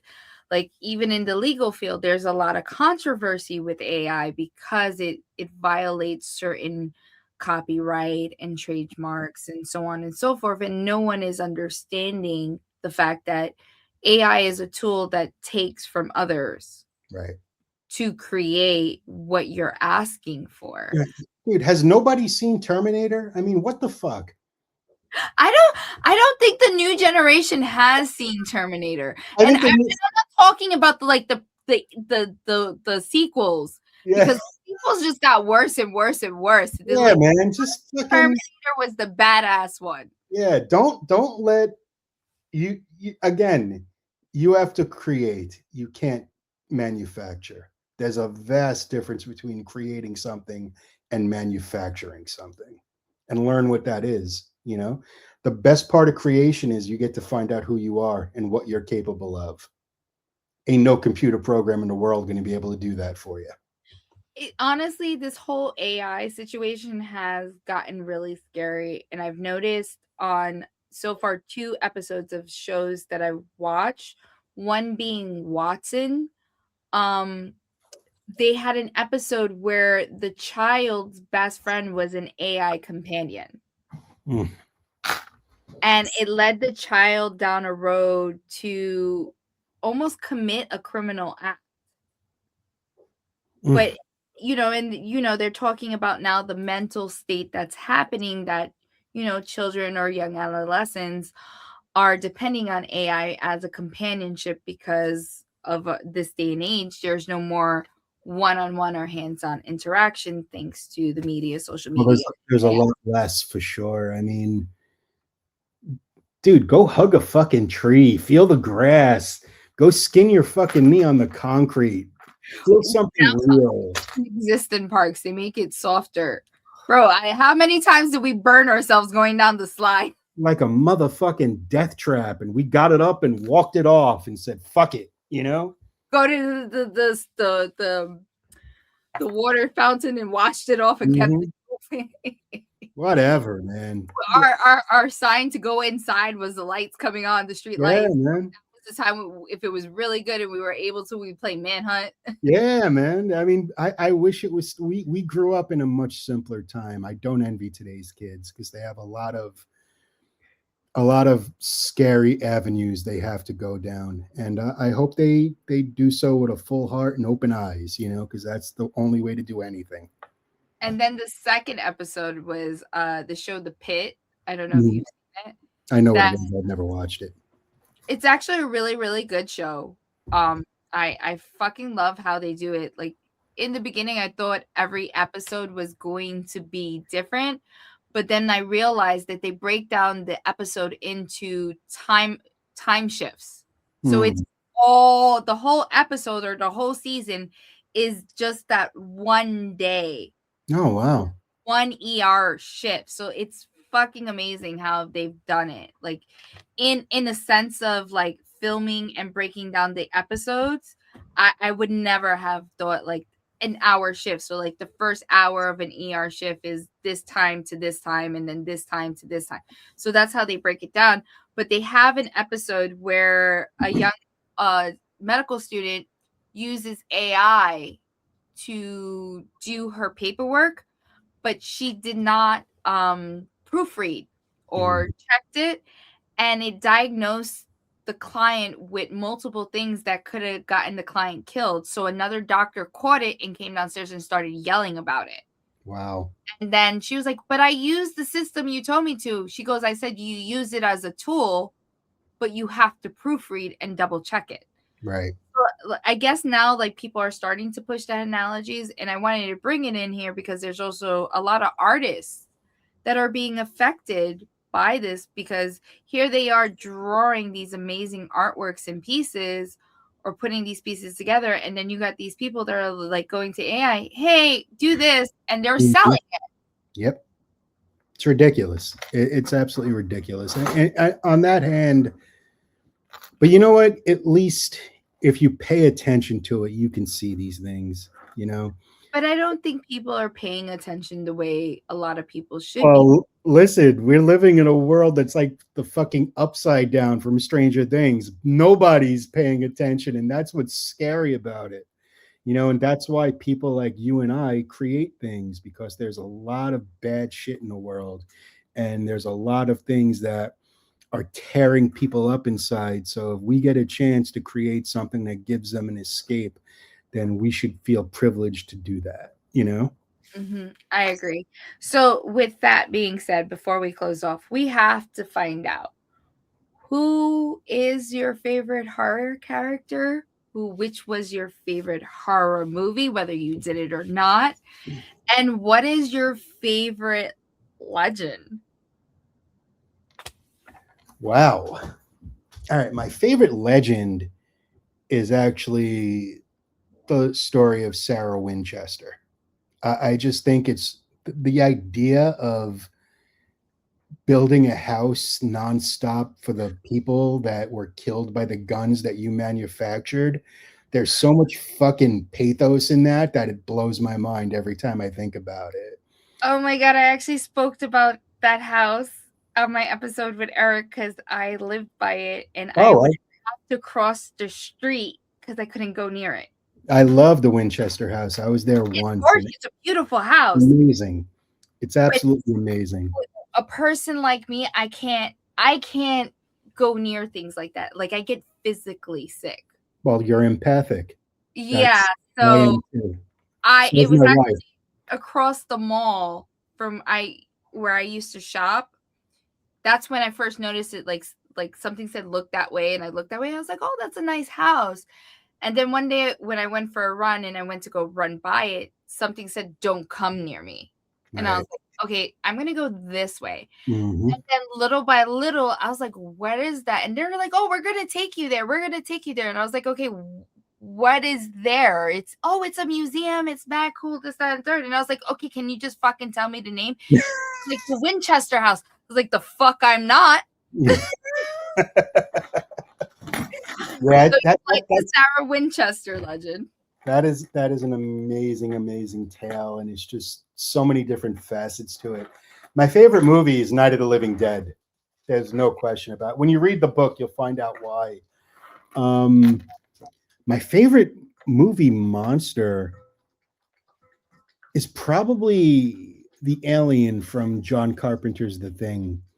Because I loved that it was this perfect organism that could pretend to be anything or anyone and infiltrate its way into our lives without us knowing and then end up controlling us. I think that's incredibly scary. So I think movie is Night of the Living Dead. Creature is definitely without question The Thing. Legend is the story of Sarah Winchester. And what other thing did you ask? I think you got them all. Did I? Yeah. Oh, hey, so let's do cryptic. Oh, cryptid? Fuck. That's a tough one. I mean, I gotta say the Jersey Devil, and it's just because it's not that because I live in Jersey. It's just because the legend of that thing, and it's just so steeped in both mythology and history. And I just love that. And I can't wait to get dirty and investigate that shit myself a little bit, you know? So I literally, I like when Eric was telling me, I felt like the biggest little fucking kid in van. Like I had to leave like my Chris side and be like, bro, I want to be a part of this. Just like, let me be a part of this, because I've always paid attention to legends and stuff that were close to home to us, because we were from New York City. We didn't really have I think we had one. We had Amityville. We had Amityville, but like I'm talking about a part of the 5 boroughs. So the only one would be Willowbrook. So like the 5 boroughs, we you'll hear like little things, but there was nothing like Amityville in the 5 boroughs. Right. Maybe Willowbrook, and then what was the other one? Roosevelt Island, where the other psych ward was. Mm-hmm. So those were interesting, but we didn't have like a Bigfoot in Brooklyn or a New Jersey Devil. So when you got to hear those stories and how close to home they was, it was like cool. We did have the pizza rat. He was cool. I in the subway all day. Like I see a rat every day. I take MTA. Like seriously. But like those are things. So now that being said, that like the Winchester legend, Sarah Winchester, have you ever thought about, because you did paranormal for a while? I took a tour around the house. It's a very odd feeling house. I'm empathic. So is my wife. When we investigate now together, because we each pick up. The fun of investigating with my wife is we'll do it independently and then get together, and we discover how much similarities there are from what we experienced. And I think that's really cool. It's always good to listen, you know, people have been into horror movies and ghost stories and what happens after we die since cavemen were drawing fucking pictures on walls, you know? So it's something that doesn't go away. And yeah, I would love the opportunity to do a full real investigation of the Winchester house. I don't think that'll ever happen, but you know, hey, I did get in the Amityville house. I How was didn't inve- that feeling? I didn't investigate it, but I posed as a buyer one of the times when it was on sale. Oh And my oh god. fuck yeah, I lied to get into that bitch. I didn't give a shit. And honestly, I didn't feel a damn thing in that house. So That I've I've had an experience with that house, but it was like at a distance. Like mm, I got like a headache. But like I says, like it all depends on the situation and where we're going. Sometimes I could get physically sick, and sometimes I could just be like, don't go near there, or like yeah, I mean, get it, this it feeling not to get close. just because I didn't feel anything at that time when I was there doesn't mean that there's not something there, you know? Mhm. It's just that I guess was a particularly good day, and I was just psyched as hell to get into the fucking place. I'm a bit of an Amityville historian. My wife and I built a Lego Amityville house Oh, really? that is crime scene accurate with ghosts in the rooms where the people were killed because I'm a stupid fuck and that's what I like. And I have a piece of the original window that was replaced. You're brave. I like I love that story because I'm a New Yorker. You know, there's a Yeah, it's one of our stories that we can say that it's our own. And now talking about that, there's been some talk that almost that that show Stranger Things is based on something in Long Island, like that I was reading. I don't know. I don't I know. haven't been able to sit down and get into full detail. So Yeah, I mean, I I don't have know. I have to ask, do you and your wife record your things so you could post them, or is it just for you It's guys? just for us. I mean, there's a couple of investigations we were on with this guy Sean Austin, who did a few of them there on YouTube, but it wasn't anything like. I don't have my own channel or see. Listen, I don't know how to do video, so I'm just not going to do video. You know, I know I'm an old man now. I'm 53. I know what tricks are in my Oh. toolbox. You know. I ain't got time to learn video editing, or else I'd probably be a fucking superstar. I don't know. Video editing is a pain. Like I have my moments that like I can't edit anymore. Like I just need to take a step back. But I don't know. Like I think anyone is brave because like I says, with my experiences, I get physically sick. You can, and we And have actually. it's crazy and people don't understand. So then anytime or they'll be like, "Oh, I have a piece of this," and I'm looking at them, I'm like, "You crazy? I When wouldn't even dare bring that into my house." when we're offline, text me your phone number. I'll send you some pictures that'll blow your mind. Oh, definitely. So other than that, so paranormal writer, producer, creator of the best clown other than it. Well, I didn't create him. I just had a You hand of made making, him look good, okay? I had a hand in making motherfucking everyone on the planet know who that character was. That's what I said. So you created him, in my opinion, you did Okay. because we didn't know him until you touched him. When Yes. you touched him and gave I, him part of your soul, I gave him you the rub for sure. you gave him your part of your soul, so now the world knows who he is. Writer, paranormal enthusiast, Historian, historian. asshole. What would you have to say you look forward to in 2026? Like, I look forward to. I'm a collector. I like collecting things, but I think my favorite thing to collect is memories and times spent, good times with people and having fun. So that's what I want. That's what I look forward to most is being in situations where I could help someone or they could help me and we can vibe with each other. That there's nothing that makes me happier. And it wouldn't hurt if one of my fucking movies got made already. I mean, Jesus Christ, you know? So, do you plan on having? Well, I know you're working on a bunch of stuff. Is there some hope that you actually have a big movie? Oh yeah, there absolutely is. It's just we're at a really weird point in the movie industry right now where everything's in a constant state of flux. So once everything settles down, yeah, again, this business is very much hurry up and wait, get everything done, and then fucking wait for 17 years to pass. And it is what it is. But yeah, there's definitely good things coming. So I know you've worked with two of your idols already. Mhm. Is there someone you look to work with or hope to work with in the future? The only person I'm friendly with him and his wife that I haven't worked with that I would love to work with is John Carpenter. But I did poop in his bathroom, and that was fun. That's right. I shit right in John Carpenter's toilet of his house. I was happy as a motherfucker. It's like I left my mark. I've never heard something like that before, and it's fucking awesome. Well, listen, man, how many people could say that? I've pooped in the toilet of legends, whatever.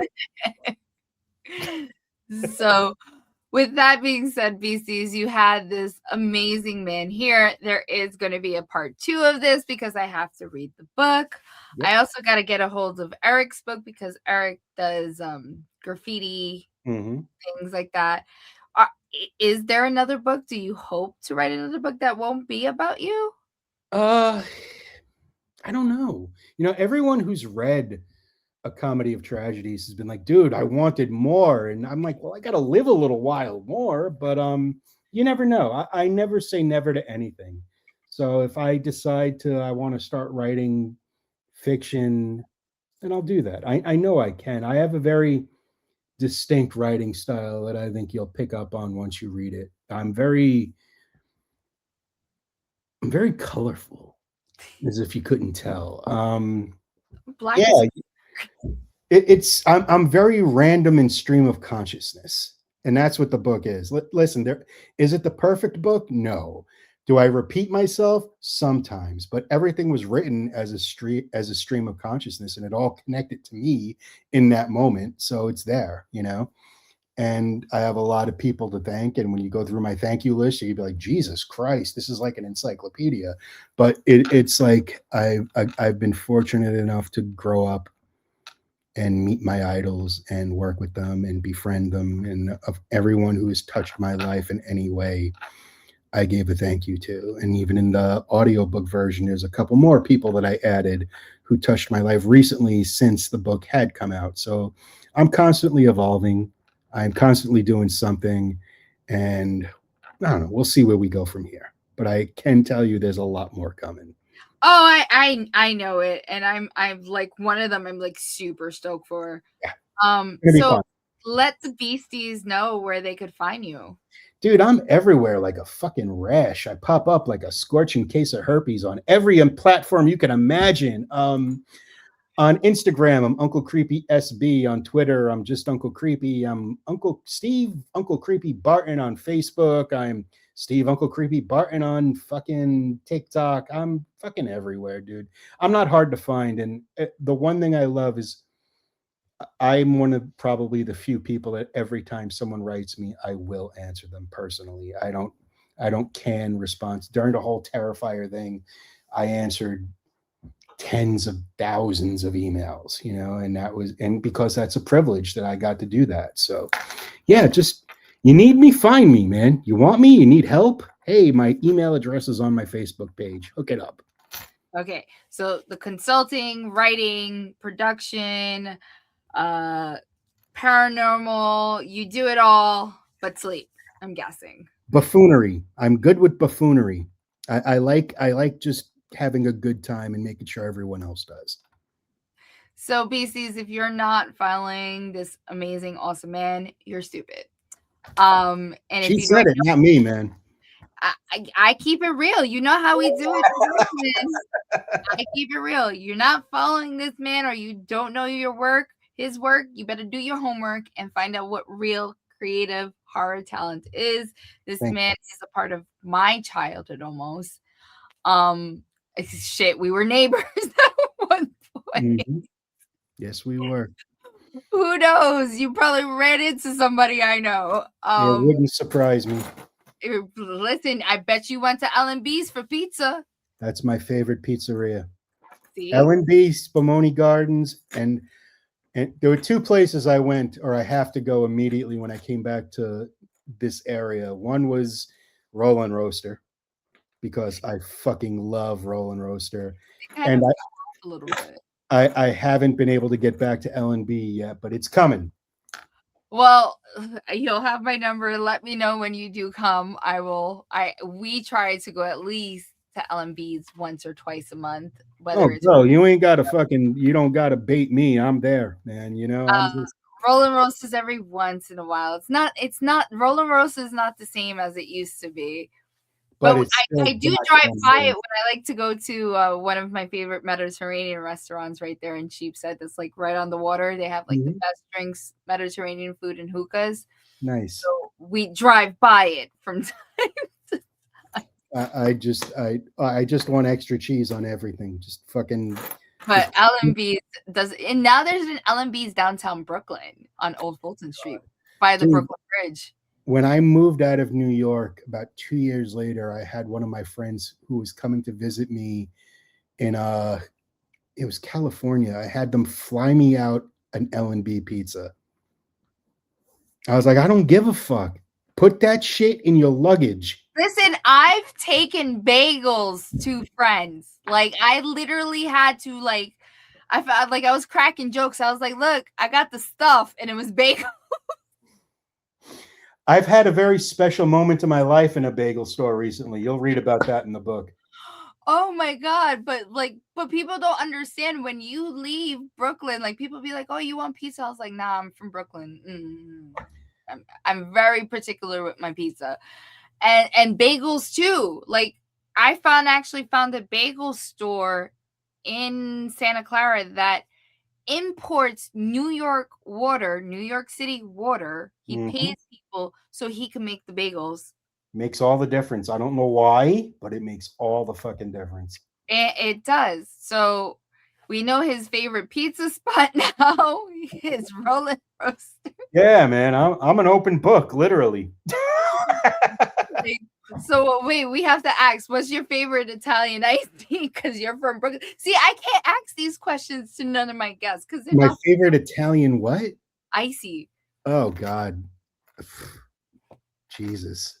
Because when you go to Spumoni Gardens, you always get an icy sometimes during the summertime.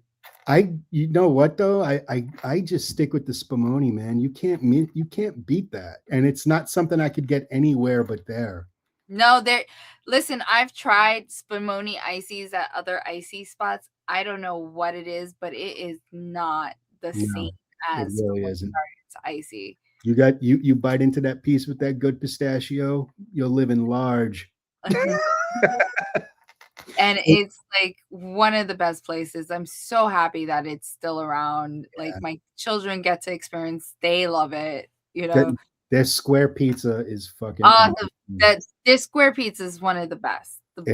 It defies all rational description. So wait, has your wife had Spumoni Gardens with you? Not yet, but it's coming. You haven't taken her. I haven't been in that area. My brother now lives in Sheepshead Bay again, so we'll probably go there. You have to take her. So that means she hasn't even. Do you remember John's Deli? Of course. Still there. I know. So you have to take her to get John's Deli. My brother sends me pictures of all the places that were there when we were young. And you know how shocking it is to drive somewhere in Brooklyn and you don't recognize it and you lived here your whole life. It's weird. It's very weird. Like I'll drive downtown Brooklyn and now there's all these big ass buildings and I'm like, what the fuck? Strange, man. Is Junior still there? Yes, it is. It's not the same. I've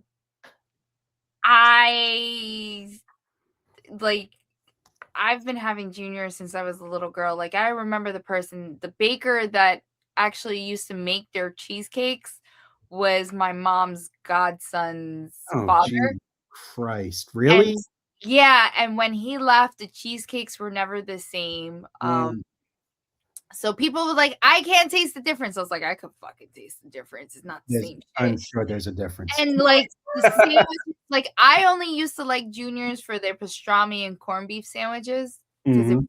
really good and their No, milkshakes you and you got Brennan in cars too, though. yeah. Nostrand Avenue. You know what I wish was still there? Do you remember Jan's Ice Cream? Yes, I The remember kitchen Dan's ice sink? cream.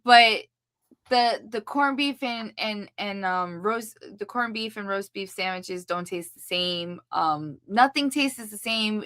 You know, Junior's was also the only place that we could get a good egg cream, if unless you knew a good diner that made them. Mhm.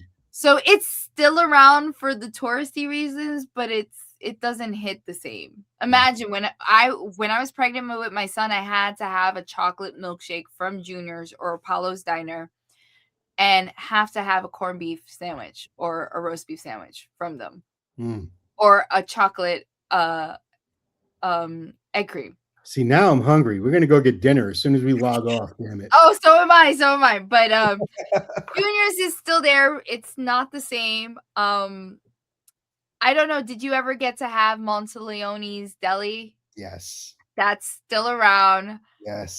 We get all our cakes from there still. I haven't even Owner's heard of actually that. a really, really good friend. And Holy cow. Udo Bakery is still there on Court Street as well. Nice. So some of the old spots are still around. And when we get together, or when I'm in Brooklyn and we visit, you're gonna take me to every motherfucking one of them too. I listen, I will take you, and if I know the owner, I will gladly introduce you to them. Awesome. So like I have no problem doing that. So once again, beasties, if you're not following this amazing man, you're stupid. Go follow him. Go look at his amazing work because like I says, it's embodied in not only my childhood but my children's childhood because my children's are fans of his work. And look out for his book. I just got it. I hope it's delivered or I'm going to be fighting with Amazon because I need to definitely have part 2 of this conversation. Yes. Big shout out to your wife, Danielle, for Yes. being such an amazing person and being a hugger and moms who give hugs. Please, if you do see them, go get a hug because everyone does deserve it. And we just found out Uncle Creepy loves to hug. I love hugs. I hated COVID. So stay tuned for more in tune with us beasties. I have more surprises coming up in the Poisonous Daily. So toodles.